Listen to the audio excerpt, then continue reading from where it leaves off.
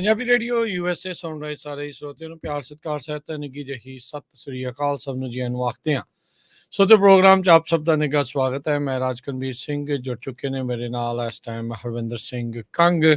Programme ਲੈ ਕੇ ਹਾਜ਼ਰ ਹੋ ਚੁੱਕੇ ਹਾਂ। ਪੰਜਾਬੀ ਟੈਕ ਟਾਕ ਟੈਕਨੋਲੋਜੀ ਦੇ ਨਾਲ ਸੰਬੰਧਿਤ ਗੱਲਾਂ ਬਾਤਾਂ ਜਿਹੜੀਆਂ ਤੁਹਾਡੇ ਨਾਲ ਸਾਂਝੀਆਂ ਕੀਤੀਆਂ ਜਾਂਦੀਆਂ ਆ। ਹਰਵਿੰਦਰ ਸਿੰਘ ਜੀ ਨੂੰ ਸਵਾਗਤ ਹੈ। ਸਤਿ ਸ੍ਰੀ ਅਕਾਲ ਜੀ।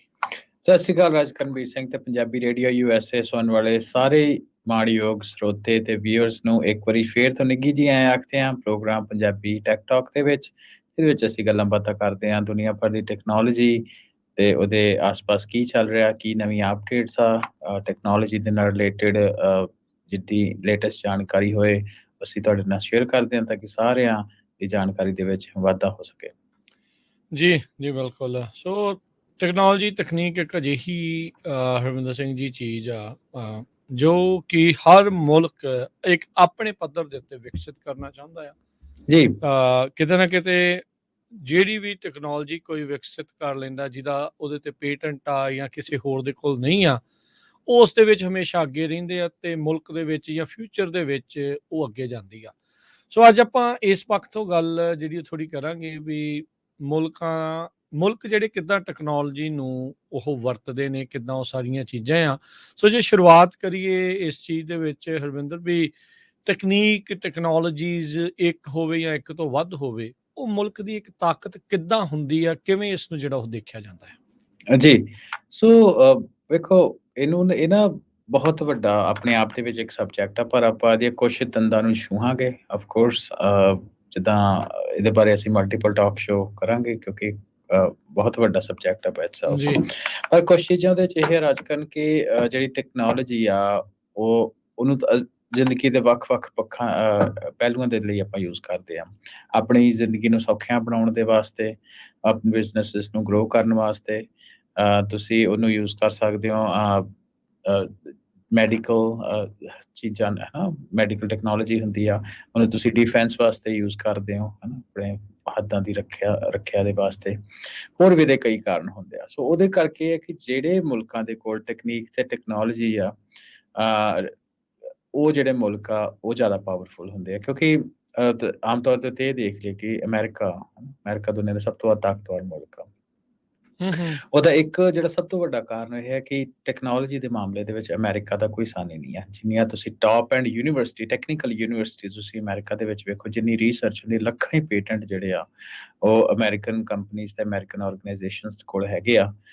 ਤੇ ਉਹਨੂੰ ਯੂਜ਼ ਕਰਦੇ ਆਪਣੇ ਕੰਮਾਂ ਦੇ ਵਾਸਤੇ। ਉਸ ਟੈਕਨੋਲੋਜੀ ਜਿਹੜੀ ਉਹਨਾਂ ਇਸ ਮੁਲਕ ਦੇ ਵਿੱਚ ਇਨਵੈਂਟ ਕੀਤੀ ਹੁੰਦੀ ਆ, ਉਹ ਦੂਸਰੇ ਮੁਲਕਾਂ ਨੂੰ ਵੇਚਦੇ ਵੀ ਆ, ਭਾਵੇਂ ਉਹ ਹਥਿਆਰਾਂ ਦੇ ਰੂਪ ਦੇ ਵਿੱਚ ਹੋਵੇ, ਜੰਗਾਂ ਦੇ ਮਾਮਲਿਆਂ ਵਿੱਚ।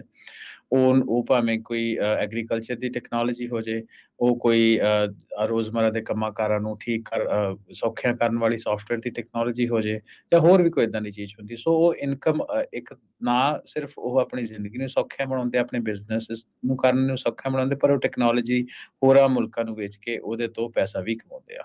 ਸੋ ਜਿਹੜੀ ਉਹਨਾਂ ਦੀ ਇਨਕਮ ਆ ਟੈਕਨੋਲੋਜੀ ਦੀ ਡਿਵੈਲਪਮੈਂਟ ਦੇ ਨਾਲ, ਇਹਦੀ ਪ੍ਰਪੋਰਸ਼ਨ ਜਿਹੜੀ ਆ ਉਹ ਡਾਇਰੈਕਟ ਪ੍ਰਪੋਰਸ਼ਨ ਦੇ ਵਿੱਚ ਤੁਸੀਂ ਉਹਨੂੰ ਰੱਖ ਸਕਦੇ ਹੋ।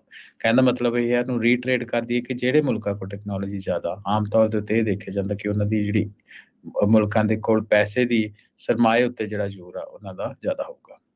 ਉਹਨਾਂ ਦੀ ਚੜ੍ਹਾਈ ਵੀ ਜ਼ਿਆਦਾ, ਜਿੱਦਾਂ ਤੁਸੀਂ ਕਿਹਾ ਵੀ ਉਹਨਾਂ ਦੀ ਉਹ ਸਾਰੀਆਂ ਚੀਜ਼ਾਂ ਜਿਹੜੀਆਂ ਚੱਲਦੀਆਂ। ਅੱਜ ਆਪਾਂ ਇਸ ਲਈ ਇਹ ਟੌਪਿਕ ਛੋਹਿਆ ਆ ਵੀ ਦੁਨੀਆ ਦੇ ਵਿੱਚ ਤਬਦੀਲੀਆਂ ਜਿਹੜੀਆਂ ਉਹ ਹੋ ਰਹੀਆਂ ਆ, ਜਿੱਥੇ ਇੱਕ ਪਾਸੇ ਗ੍ਰੀਨ ਟੈਕਨੋਲੋਜੀ, EVs ਤੇ ਹੋਰ ਬਹੁਤ ਕੁਝ ਚੱਲ ਰਿਹਾ ਆ। ਸਭ ਕੁਝ ਕਿਤੇ ਨਾ ਕਿਤੇ ਸੈਮੀ ਕੰਡਕਟਰ, ਸਿਲੀਕॉन, ਲੀਥੀਅਮ ਇਸ ਦੇ ਇਰਦ ਗਿਰਦ ਜਿਹੜਾ ਉਹ ਘੁੰਮ ਰਿਹਾ, ਜਿਹਦੇ ਕੋਲ ਇਹਦੇ ਭੰਡਾਰ ਜ਼ਿਆਦਾ। ਇੱਕ ਟਾਈਮ ਤੇ ਜਿੱਦਾਂ ਕੋਲ ਤੇ ਤੇਲ ਦੇ ਭੰਡਾਰ ਹੁੰਦੇ ਸੀਗੇ, ਉਹ ਇਹ ਹੁਣ ਨਵਾਂ ਆ, ਨਿਊ ਗੋਲਡ ਆਪਾਂ ਕਹਿ ਸਕਦੇ ਹਾਂ ਵੀ ਨਿਊ ਗੋਲਡ ਸਟੈਂਡਰਡ ਹੁਣ ਇਹ ਜਿਹੜਾ ਰਾ ਮਟੀਰੀਅਲ ਉਹ ਬਣ ਚੁੱਕਾ ਆ। ਇੱਕ ਅੱਜ ਵੱਡੀ ਚੇਂਜ ਜਿਹੜੀ ਉਹ ਆਪਾਂ ਨੂੰ ਦੇਖਣ ਨੂੰ ਮਿਲੀ ਆ। ਹੁਣ ਕਾਫੀ ਵੱਡਾ ਮੁਲਕ ਆ, ਟੌਪ ਦੀਆਂ 5 ਇਕੋਨਮੀਜ਼ 'ਚ ਉਹਨਾਂ ਦਾ ਨਾਂ ਹੈ। ਆਈ ਥਿੰਕ ਦੂਜੀ ਸਭ ਤੋਂ ਵੱਡੀ ਇਕੋਨਮੀ ਆਪਾਂ ਕਹਿ ਸਕਦੇ ਹਾਂ ਦੁਨੀਆ ਦੇ ਵਿੱਚ, ਚੀਨ ਦੀ ਇਸ ਟਾਈਮ ਜਿਹੜੀ ਉਹ ਕਿਤੇ ਨਾ ਕਿਤੇ ਬਣੀ ਆ। ਉਹਨਾਂ ਨੇ ਹੁਣ ਇੱਕ ਟਰਨ ਲਿਆ ਆ। ਉਹਨਾਂ ਦਾ ਜਿਹੜਾ ਇਨਵੈਸਟਮੈਂਟ ਆ ਜਾਂ ਮਨੀ ਆ, ਉਹ ਹੁਣ ਇੱਕ ਖਾਸ ਪਾਸੇ ਵੱਲ ਨੂੰ ਉਹਨਾਂ ਨੇ ਉੱਧਰ ਜੋਰ ਦੇਣਾ ਸ਼ੁਰੂ ਕਰ ਦਿੱਤਾ। ਉਹ ਹੈਗਾ ਟੈਕ ਦੇ ਵੱਲ ਨੂੰ, ਟੈਕਨੋਲੋਜੀ ਦੇ ਵੱਲ ਨੂੰ। ਅੱਜ ਨਿਊਯਾਰਕ ਟਾਈਮਜ਼ ਦੇ ਵਿੱਚ ਵੀ ਕਾਫੀ ਵੱਡਾ ਇੱਕ ਆਰਟੀਕਲ ਇਸੇ ਦੇ ਸੰਬੰਧਿਤ ਹੀ ਜਿਹੜਾ ਉਹ ਲਾਇਆ ਆ ਵੀ ਚਾਈਨਾ ਦਾ ਇਹ ਨਵਾਂ ਇਕਨੋਮਿਕ ਪਲਾਨ, ਨਵਾਂ ਆਰਥਿਕ ਜਿਹੜਾ ਇਹ ਪਲਾਨ ਕਰ ਰਹੇ ਆ ਵੀ ਸੈਮੀਕੰਡਕਟਰਸ ਦੇ ਉੱਤੇ ਅਸੀਂ ਜ਼ਿਆਦਾ ਜ਼ੋਰ ਦੇਣਾ, ਹਾਊਸਿੰਗ ਦੇ ਉੱਤੇ ਜਿਹੜਾ ਹੁਣ ਘੱਟ ਦੇਣਾ। ਚਾਈਨਾ ਦੇ ਵਿੱਚ ਟੈਕਨੋਲੋਜੀ ਦੇ ਉੱਤੇ ਇੰਨੀ ਜ਼ਿਆਦਾ ਇਨਵੈਸਟਮੈਂਟ ਹੋਣੀ। ਹਰਵਿੰਦਰ ਸਿੰਘ, ਆਪਾਂ ਇਹ ਕਿੱਦਾਂ ਦੇਖਦੇ ਹਾਂ ਵੀ ਟਰਾਂਸਫਰ ਕਰ ਰਹੇ ਆ ਇਹ ਟੈਕਨੋਲੋਜੀ ਬੂਮ ਹੋਰ ਕਰਨ ਦੇ ਵੱਲ ਨੂੰ ਜਿਹੜੀ ਇਹਨਾਂ ਦੀ ਟਰਾਈ ਆ, ਸੋ ਇਹ ਕਿੱਦਾਂ ਆਪਾਂ ਦੇਖ ਰਹੇ ਹਾਂ ਇਸ ਸਾਰੇ ਟਰਨ ਨੂੰ? ਆਪਾਂ ਰਾਜਖਾਨ ਸਭ ਤੋਂ ਪਹਿਲਾਂ ਨਾ ਥੋੜੀ ਹਿਸਟਰੀ ਵਿੱਚ ਚਲੇ ਜਾਂਦੇ ਹਾਂ, ਠੀਕ ਹੈ। ਬਹੁਤ ਪਿੱਛੇ ਨਹੀਂ ਪਰ 1980 ਦੇ ਵਿੱਚ ਚਲੇ ਜਾਂਦੇ ਹਾਂ। ਹੂੰ ਹੂੰ ਤਾਂ 1980 ਦੇ ਵਿੱਚ ਜਿਹੜੀ ਚਾਈਨਾ ਦੀ ਟੋਟਲ GDP ਸੀ ਉਹ ਸੀ 190 ਬਿਲੀਅਨ ਦੇ ਆਸ-ਪਾਸ, 189 ਬਿਲੀਅਨ ਟੂ ਬੀ ਹੂੰ ਸਪੈਸੀਫਿਕ। ਹੂੰ ਹੂੰ ਤੇ ਜਦੋਂ ਉਹ ਤੋਂ ਬਾਅਦ WTO world trade organisation China ਦੀ ਆਪਣੀ ਮਾਰਕੀਟ ਖੋਲੀ ਹੈ ਨਾ, ਅਮਰੀਕਾ ਜਾਂ ਹੋਰ ਮੁਲਕ ਉਹਦੇ ਵਿੱਚ ਨਿਵੇਸ਼ ਕਰਨ ਲੱਗੇ, ਉੱਥੇ ਸਸਤੀ ਲੇਬਰ ਸੀ ਹੈ ਨਾ, ਚਲੋ ਜੋ ਵੀ ਉਹਨਾਂ ਦੇ ਕਾਰਨ ਹੈਗੇ ਸੀ, ਇਨਵੈਸਟਮੈਂਟ ਦੀ ਓਪਰਚੁਨਿਟੀ ਚਾਈਨਾ ਨੇ ਬਣਾਈਆਂ। ਤੇ ਰਾਜਕਨ 1980 ਦੇ ਵਿੱਚ ਜਿਹੜੀ ਕਿ 190 ਬਿਲੀਅਨ ਦੇ ਆਸ-ਪਾਸ ਉਹਨਾਂ ਦੀ ਇਕਨੋਮੀ ਸੀ, ਉਹ 2017 ਦੇ ਵਿੱਚ ਵੱਧ ਕੇ 12 ਤੋਂ 12.5 ਟ੍ਰਿਲੀਅਨ ਡਾਲਰ ਦੀ ਇਕਨੋਮੀ। ਵਾਓ। ਠੀਕ ਹੈ ਜੀ। ਸੋ ਉਹਦਾ ਇੱਕ ਵੱਡਾ ਕਾਰਨ ਤਾਂ ਚਲੋ ਗਲੋਬਲ ਇਨਵੈਸਟਮੈਂਟ ਹੀ ਸੀ ਹੈ ਨਾ, ਪਰ ਗਲੋਬਲ ਇਨਵੈਸਟਮੈਂਟ ਦੇ ਨਾ ਸਾਈਡ ਬੈਨੀਫਿਟ ਵੀ ਬਹੁਤ ਲਏ। ਸੋ ਉਹਨਾਂ ਚਾਈਨਾ ਦਾ ਜਿਹੜਾ ਕਾਫੀ ਹਿੱਸਾ ਵਾ, ਜਿਹੜਾ ਗਰੀਬ ਵਰਗ ਸੀ, ਉਹਨੂੰ ਗੁਰਬਤ ਦੇ ਵਿੱਚ ਉਹਨਾਂ ਬਾਹਰ ਕੱਢਿਆ।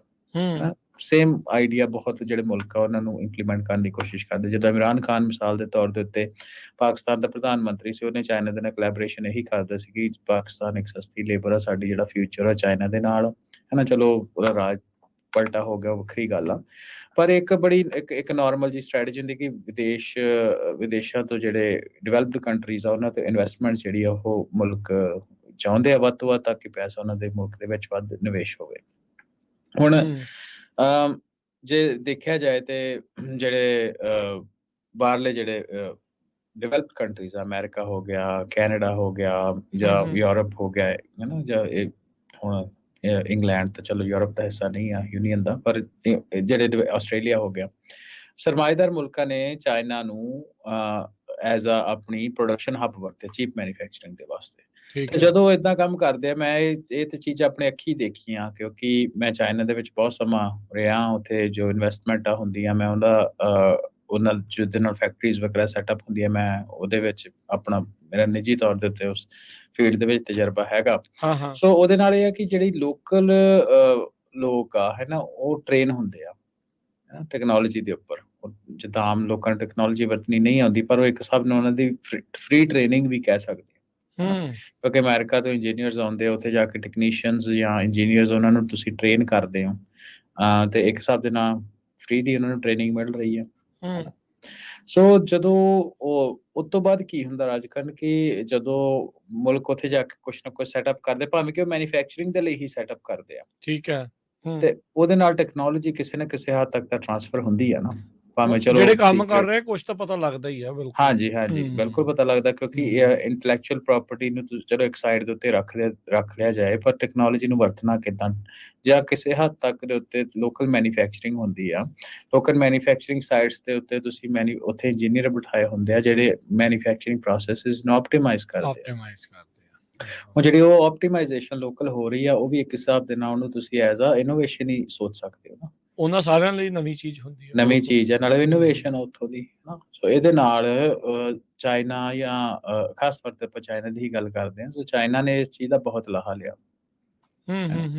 ਸੋ ਉਹਨਾਂ ਦੀ ਜਿਹੜੀ ਲੋਕ ਆ ਉਹ ਟ੍ਰੇਨ ਹੋ ਗਏ ਟੈਕਨੋਲੋਜੀ ਤੇ, ਉੱਥੇ ਉਹਨਾਂ ਨੂੰ ਕੈਪੇਬਿਲਿਟੀ ਪਤਾ ਲੱਗ ਗਈ ਕਿ ਟੈਕਨੋਲੋਜੀ ਦੇ ਨਾਲ ਕਿੱਦਾਂ ਤੁਸੀਂ ਵੱਧ ਚੀਜ਼ਾਂ ਨੂੰ ਕਮਾ ਸਕਦੇ ਹੋ। ਸੋ ਇਹਦੇ ਨਾਲ ਤੁਸੀਂ EV ਦੀ ਵੀ ਗੱਲ ਕੀਤੀ ਅਗਲੇ ਆਪਣੇ ਸ਼ੋਅ ਦੇ ਵਿੱਚ, ਆਪਾਂ ਉਹਦੇ ਸੰਬੰਧ ਵਿੱਚ ਡੀਟੇਲ ਗੱਲ ਕਰਾਂਗੇ। ਪਰ EV ਦੇ ਵਿੱਚ ਜਿਹੜੀਆਂ ਜਾਂ ਮੈਨੂਫੈਕਚਰਿੰਗ ਦੇ ਵਿੱਚ ਜਿਹੜੀ ਚਾਈਨੀਜ਼ ਕੰਪਨੀਜ਼ ਆ,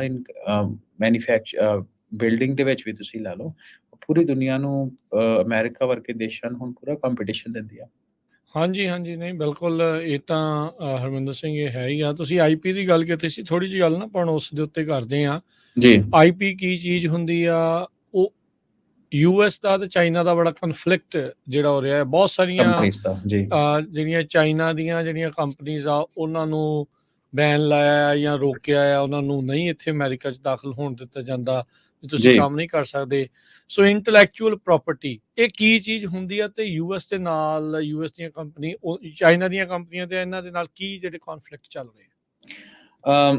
ਸੋ ਜਿੱਦਾਂ ਮੈਂ ਪਹਿਲਾਂ ਦੱਸਿਆ ਕਿ ਜਦੋਂ ਆਪਾਂ ਟੈਕਨੋਲੋਜੀ ਨੂੰ ਟ੍ਰਾਂਸਫਰ ਕਰਦੇ ਹਾਂ ਨਾ, ਪਹਿਲਾਂ ਉਹਦੇ ਨਾਲ ਇਹ ਮੇਕ ਸ਼ੋਰ ਕਰਦੇ ਆ ਜਿਹੜੀ ਕੰਪਨੀਜ਼ ਕਿ ਜਿਹੜੇ ਉਹਨਾਂ ਦੇ ਇੰਟੈਲੈਕਚੁਅਲ ਪ੍ਰਾਪਰਟੀ ਹੈਗੀ ਆ, ਜਿਹੜੀ ਉਹਨਾਂ ਰਿਸਰਚ ਕਰਕੇ ਉਹਨੂੰ ਪੇਟੈਂਟ ਕਰਾਇਆ, ਪੇਟੈਂਟ ਵੀ ਕਹਿ ਦਿੰਦੇ ਆ। ਜਦੋਂ ਪੇਟੈਂਟ ਕਰਾ ਲੈਂਦੇ ਆ ਵੀ ਉਹ ਉਹਨਾਂ ਦੇ ਕੰਪਨੀਜ਼ ਦੇ ਟ੍ਰੇਡ ਸੀਕ੍ਰੇਟ ਹੁੰਦੇ, ਭਾਵੇਂ ਕਿ ਟੈਕਨੀਕਲ ਟਰਮ ਥੋੜੀ ਡਿਫਰੈਂਟ ਹੁੰਦੀ ਹੈ ਟ੍ਰੇਡ ਸੀਕ੍ਰੇਟ ਤੇ ਆਈਪੀ ਦੇ ਵਿੱਚ, ਪਰ ਮੋਟੇ ਤੌਰ ਦੇ ਉੱਤੇ ਵੀ ਉਹਨਾਂ ਦਾ ਕੰਮ ਕਰਨ ਦਾ ਤਰੀਕਾ, ਜਿਹੜੀ ਉਹਨਾਂ ਦੀ ਕੰਪਨੀ ਦੇ ਵਿੱਚ ਰਿਸਰਚ ਹੋਈ ਆ, ਉਹ ਮੇਕ ਸ਼ੋਰ ਕਰਦੀ ਆ ਉਹ ਪਰਟੀਕੁਲਰ ਕੰਪਨੀ ਕਿ ਉਹ ਕੰਪਨੀ ਦੇ ਹਿੱਤ ਦੇ ਵਿੱਚ ਹੀ ਉਹਨੂੰ ਵਰਤਿਆ ਜਾਏ। ਜਦੋਂ ਚਾਈਨਾ ਦੇ ਵਿੱਚ ਰਾਜਕਨ ਮੈਨੂਫੈਕਚਰਿੰਗ ਹੁੰਦੀ ਆ ਹਨਾ ਚੀਜ਼ਾਂ ਦੀ, ਤੇ ਉਹਦੇ ਵਿੱਚ ਜਿਹੜੀ ਚਾਈਨੀਜ਼ ਕੰਪਨੀਜ਼ ਆ ਜਾਂ ਉੱਥੇ ਸਬਸਿਡਰੀਜ਼ ਆ ਯੂਐਸ ਕੰਪਨੀ ਦੀ ਚਾਈਨਾ ਦੇ ਵਿੱਚ, ਉਹਨਾਂ ਉੱਤੇ ਲਗਾਤਾਰ ਦੋਸ਼ ਲੱਗਦੇ ਆਏ ਆ ਕਿ ਜਿਹੜੇ ਇੰਟੈਲੈਕਚੁਅਲ ਪ੍ਰਾਪਰਟੀ ਦਾ ਜਿਹੜਾ ਇਨਫੋਰਮੇਸ਼ਨ ਆ ਉਹਦੀ ਲੀਕੇਜ ਬਹੁਤ ਹੁੰਦੀ ਆ ਚਾਈਨਾ ਦੇ ਵਿੱਚ। ਦੋਸ਼ ਲਾਉਂਦੇ ਆ ਨਾ ਵੀ ਜਿਹੜਾ ਮੰਨ ਲਓ ਕਿ ਕੰਪਨੀ ਐਕਸ ਆ ਹਨਾ, ਯੂਐਸ ਕੰਪਨੀ ਦੀ ਕੋਈ ਐਕਸ, ਟਵਿੱਟਰ ਦਾ ਨਾਂ ਹੀ ਲੈਣਾ, ਮੈਂ ਵੈਸੇ ਨਾਂ ਲੈਣਾ ਵੀ ਚਲੋ ਊੜਾ ਐੜਾ ਕੰਪਨੀ ਲੈ ਲਓ ਹੈਨਾ, ਕਿ ਅਮਰੀਕਨ ਕੰਪਨੀ ਆ। ਉਹਨੇ ਜਦੋਂ ਚਾਈਨਾ ਜਾ ਕੇ ਬਿਜ਼ਨਸ ਕਰਨਾ ਸ਼ੁਰੂ ਕੀਤਾ ਜਾਂ ਚਾਈਨਾ ਦੇ ਵਿੱਚ ਉਹਨੇ ਮੈਨੂਫੈਕਚਰਿੰਗ ਸ਼ੁਰੂ ਕੀਤੀ, ਤੇ ਜਿਹੜੇ ਉਹਦੇ ਟ੍ਰੇਡ ਸੀਕ੍ਰੇਟ ਹੈ ਜਾਂ ਇੰਟੈਲੈਕਚੁਅਲ ਪ੍ਰਾਪਰਟੀ ਉਹਨੂੰ ਉੱਥੇ ਜਾ ਕੇ ਡਿਪਲੋਏ ਕੀਤਾ ਵੀ ਉਹਨੂੰ ਯੂਜ਼ ਕਰਕੇ ਮੈਨੂਫੈਕਚਰਿੰਗ ਕਰਨੀ ਹੈ। ਤੇ ਉਹ ਜਿਹੜੇ ਟ੍ਰੇਡ ਸੀਕ੍ਰੇਟ ਆ, ਜਿਹੜੇ ਉੱਥੋਂ ਦੇ EMPLOYEES ਆ, ਇਹ ਅਕਿਊਜ਼ ਕੀਤਾ ਜਾਂਦਾ ਕਿ ਉਹਨਾਂ ਨੇ ਉਹ ਟ੍ਰੇਡ ਸੀਕ੍ਰੇਟ ਅੱਗੇ ਜਿਹੜੇ ਵਾਸਤੇ ਉਹਨਾਂ ਨੂੰ ਹਾਂਜੀ, ਉਹਨਾਂ ਨੂੰ ਚੋਰੀ ਕਰਕੇ ਤੇ ਉਹਦੀ ਆਪਣੀਆਂ ਹੀ ਕੰਪਨੀਆਂ ਬਣਾ ਲਈਆਂ ਜਾਂ ਹੋਰ ਕੰਪਨੀਆਂ ਦੇ ਲਈ ਉਹਨੂੰ ਯੂਜ਼ ਕਰਦੇ ਰਹੇ ਹੈਨਾ। ਸੋ ਇੱਕ ਮੈਂ ਜਿਹੜੀ ਚੀਜ਼ ਮੈਂ ਦੇਖੀ ਉਹ ਹੈ ਕਿ ਇੱਥੇ ਸੌਰੀ ਮੈਂ ਤੁਹਾਨੂੰ ਰੋਕ ਰਿਹਾ, ਇੱਥੇ ਸਧਾਰਨ ਉਦਾਹਰਨ ਦੇ ਦਈਏ ਨਾ, ਜਿੱਦਾਂ ਜਿਹਨੂੰ ਸ਼ਾਇਦ ਈਜ਼ੀਲੀ ਆਪਾਂ ਅੰਡਰਸਟੈਂਡ ਸਾਰੇ ਜਾਣੇ ਜਿਹੜੇ ਉਹ ਕਰ ਜਾਂਦੇ ਵੀ ਕਿੱਦਾਂ ਇਹ ਚੋਰੀ ਜਾਂ ਫੇਕ ਵਾਲਾ, ਜਿਹੜਾ ਫੇਕ ਬੈਗ ਗੁੱਚੀ ਦੇ ਵਰਸਾਚੇ ਦੇ ਜਦੋਂ ਦੇਖਦੇ ਨੇ ਵੀ ਐਜ਼ ਇਟ ਇਜ਼ ਹੂ ਬਣ ਕੇ ਜਿਹੜੇ ਉਧਰੋਂ ਆ ਜਾਂਦੇ ਆ। ਇਸੇ ਤਰੀਕੇ ਦੇ ਨਾਲ ਟੈਕਨੋਲੋਜੀ ਹੁੰਦੀ, ਜਦੋਂ ਕੋਈ ਇੱਕ ਪ੍ਰੋਡਕਟ ਮਾਰਕੀਟ 'ਚ ਨਵਾਂ ਆ ਜਾਂਦਾ ਆ, ਤੁਹਾਨੂੰ ਹੂ ਉਸਦੇ ਕਿੰਨੇ ਜਿਹੜੇ ਆ ਸੇਮ ਤਰ੍ਹਾਂ ਦੇ ਦੇਖਣ ਨੂੰ ਆ ਜਾਂਦੇ, ਰਿਵਰਸ ਇੰਜੀਨੀਅਰਿੰਗ ਹੋਵੇ ਜਾਂ ਕੁਛ ਹੋਵੇ। ਸੋ ਇਸੇ ਲਈ ਆਪਣੀਆਂ ਟੈਕਨੋਲੋਜੀ ਕਿੱਦਾਂ ਉਹਨੂੰ ਵਿਕਸਿਤ ਕੀਤਾ, ਕੀ ਉਹਦੇ ਵਿੱਚ ਕਿਉਂ ਬਿਹਤਰ ਆ ਕਿਸੇ ਦਾ ਉਹ ਪ੍ਰੋਡਕਟ, ਉਸ ਨੂੰ ਲੁਕਾਉਣ ਦੀ ਜਿਹੜੀ ਆ ਇੰਟੈਲੈਕਚੁਅਲ ਪ੍ਰਾਪਰਟੀ 'ਚ ਇਹੀ ਕੋਸ਼ਿਸ਼ ਜਿਹੜੀ ਉਹ ਹੁੰਦੀ ਆ, ਤੇ ਉਹੀ ਚੋਰੀ ਜਿਹੜੀ ਕਰਨ ਦੇ ਉੱਤੇ ਜ਼ੋਰ ਲੱਗਾ ਹੁੰਦਾ ਆ। ਹਾਂਜੀ, ਸੋ ਟ੍ਰੇਡ ਸੀਕ੍ਰੇਟ ਤੇ ਇੰਟੈਲੈਕਚੁਅਲ ਪ੍ਰਾਪਰਟੀ ਆਈਪੀ ਜਿਹੜੇ ਹੁੰਦੇ ਆ, ਉਹਨੂੰ ਦੂਸਰੀ ਕੰਪਨੀਜ਼ ਜੇ ਕੋਈ ਕੰਪਨੀ ਚਾਹੇ ਤਾਂ ਉਹਨੂੰ ਦੂਸਰੀ ਕੰਪਨੀਜ਼ ਵੀ ਵਰਤ ਸਕਦੀਆਂ, ਪਰ ਉਹਨਾਂ ਨੂੰ ਰਾਇਲਟੀ ਪੇ ਕਰਨੀ ਪੈਂਦੀ ਆ। ਸੋ ਚਾਈਨੀਜ਼ ਕੰਪਨੀ ਦੇ ਉੱਤੇ ਜਿਹੜਾ ਯੂਐਸ ਕੰਪਨੀਜ਼ ਨੇ ਬਹੁਤ ਜ਼ੋਰ ਲਾ ਕੇ ਕਹਿੰਦੇ ਕਿ ਉਹ ਇਸ ਰਾਈਟ ਆਫ ਇੰਟੈਲੈਕਚੁਅਲ ਪ੍ਰਾਪਰਟੀ ਨੂੰ ਰਿਸਪੈਕਟ ਨਹੀਂ ਕਰਦੇ। ਸੋ ਉਹਦੇ ਕਰਕੇ ਨਵੀਆਂ ਕੰਪਨੀਜ਼ ਉਹ ਕਾਊਂਟਰਫੀਟ ਕੰਪਨੀ, ਕਿਉਂਕਿ ਉਹਦੇ ਨਾਲ ਬਾਟਮ ਲਾਈਨ ਬਿਜ਼ਨਸ ਨੂੰ ਨੁਕਸਾਨ ਤਾਂ ਹੁੰਦਾ ਹੀ ਹੈ। ਜਿੱਦਾਂ ਤੁਸੀਂ ਗੱਲ ਕੀਤੀ ਕਿ ਗੁੱਚੀ ਵਰਸਾਚੇ ਜੇ ਕੋਈ ਕਾਊਂਟਰਫੀਟ ਜਾਂ ਡੁਪਲੀਕੇਟ ਪ੍ਰੋਡਕਟ ਮਾਰਕੀਟ ਵਿੱਚ ਆ ਜਾਂਦਾ, ਉਹਨੇ ਜਿੰਨਾ ਓਰੀਜਨਲ ਸੇਲਸ ਨੂੰ ਤਾਂ ਉਹਨੇ ਨੁਕਸਾਨ ਕਰਨਾ ਹੀ ਹੈ ਨਾ। ਐਗਜ਼ੈਕਟਲੀ ਹੈਨਾ। ਸੋ ਇਹ ਰਾਜਕਨ ਮੈਂ ਇੱਕ ਨਿੱਜੀ ਤਜਰਬੇ ਤੋਂ ਵੀ ਇਹ ਗੱਲ ਦੱਸਦਾ ਕਿ ਮੈਂ ਨਾਈਕਨ ਦਾ ਇੱਕ ਵਾਰੀ ਕੈਮਰਾ ਲਿਆ, ਆਨਲਾਈਨ ਬਾਏ ਕੀਤਾ, ਠੀਕ ਹੈ ਹੈਨਾ, ਤੇ ਬਿਲਕੁਲ ਸੇਮ, ਕੋਈ ਉਹਦੇ 'ਚ ਕੋਈ ਫਰਕ ਹੀ ਨਹੀਂ। ਤੇ ਮੈਂ ਈਵਨ ਉਹ ਨਾਈਕਨ ਕੈਮਰੇ ਨੂੰ ਮੈਂ ਤਕਰੀਬਨ 3 ਸਾਲ ਵਰਤਦਾ ਰਿਹਾ। ਉਸ ਤੋਂ ਬਾਅਦ ਉਹਦਾ ਲੈਂਸ ਖਰਾਬ ਹੋ ਗਿਆ ਤੇ ਮੈਂ ਨਾਈਕਨ ਵਾਲਿਆਂ ਨੂੰ ਸੰਪਰਕ ਕੀਤਾ। ਮੈਂ ਕਿਹਾ ਭਾਈ ਵੀ ਤੁਹਾਡਾ ਲੈਂਸ ਖਰਾਬ ਹੋ ਗਿਆ, ਤੁਸੀਂ ਰਿਪਲੇਸਮੈਂਟ ਕਰ ਦਿਓ। ਕਹਿੰਦੇ ਜੀ $200-250 ਲੱਗਣਗੇ। ਮੈਂ ਲੈ ਲਿਓ। ਤੇ ਉਹ ਕਹਿੰਦੇ, ਮੈਂ ਕੈਮਰਾ ਉਹਨਾਂ ਨੂੰ ਭੇਜ ਦਿੱਤਾ, ਗੱਲਬਾਤ ਹੋ ਗਈ। ਉਹ ਕਹਿੰਦੇ ਵੀ ਕੈਮਰਾ ਲਿਆ ਕਿੱਥੋਂ? ਮੈਂ ਕਿਹਾ ਮੈਂ ਆਨਲਾਈਨ ਲਿਆ। ਤੇ ਜਦੋਂ ਆਨਲਾਈਨ ਲਿਆ ਕਹਿੰਦੇ ਨਹੀਂ, ਇਹ ਤਾਂ ਡੁਪਲੀਕੇਟ ਪ੍ਰੋਡਕਟ ਆ। ਤੁਹਾਡੀ 3 ਸਾਲ ਪਤਾ ਹੀ ਨਹੀਂ ਲੱਗਾ। ਹਾਂ, ਜਿਸ ਇੱਥੇ ਮੈਂ ਗੱਲ ਇਹ ਕਰਦਾ ਕਿ ਅਸੀਂ ਇੱਥੇ ਟੈਕ ਟਾਕ ਸ਼ੋਅ ਕਰਨ ਡਏ ਆ, ਹਨਾ, ਤਾਂ ਸਾਡਾ ਤਜਰਬਾ ਹੈਗਾ ਤਕਰੀਬਨ 15-20 ਸਾਲ ਹੋ ਗਏ ਟੈਕਨੋਲੋਜੀ ਦੇ ਨਾਲ ਆਪਾਂ ਡੀਲ ਕਰਦੇ।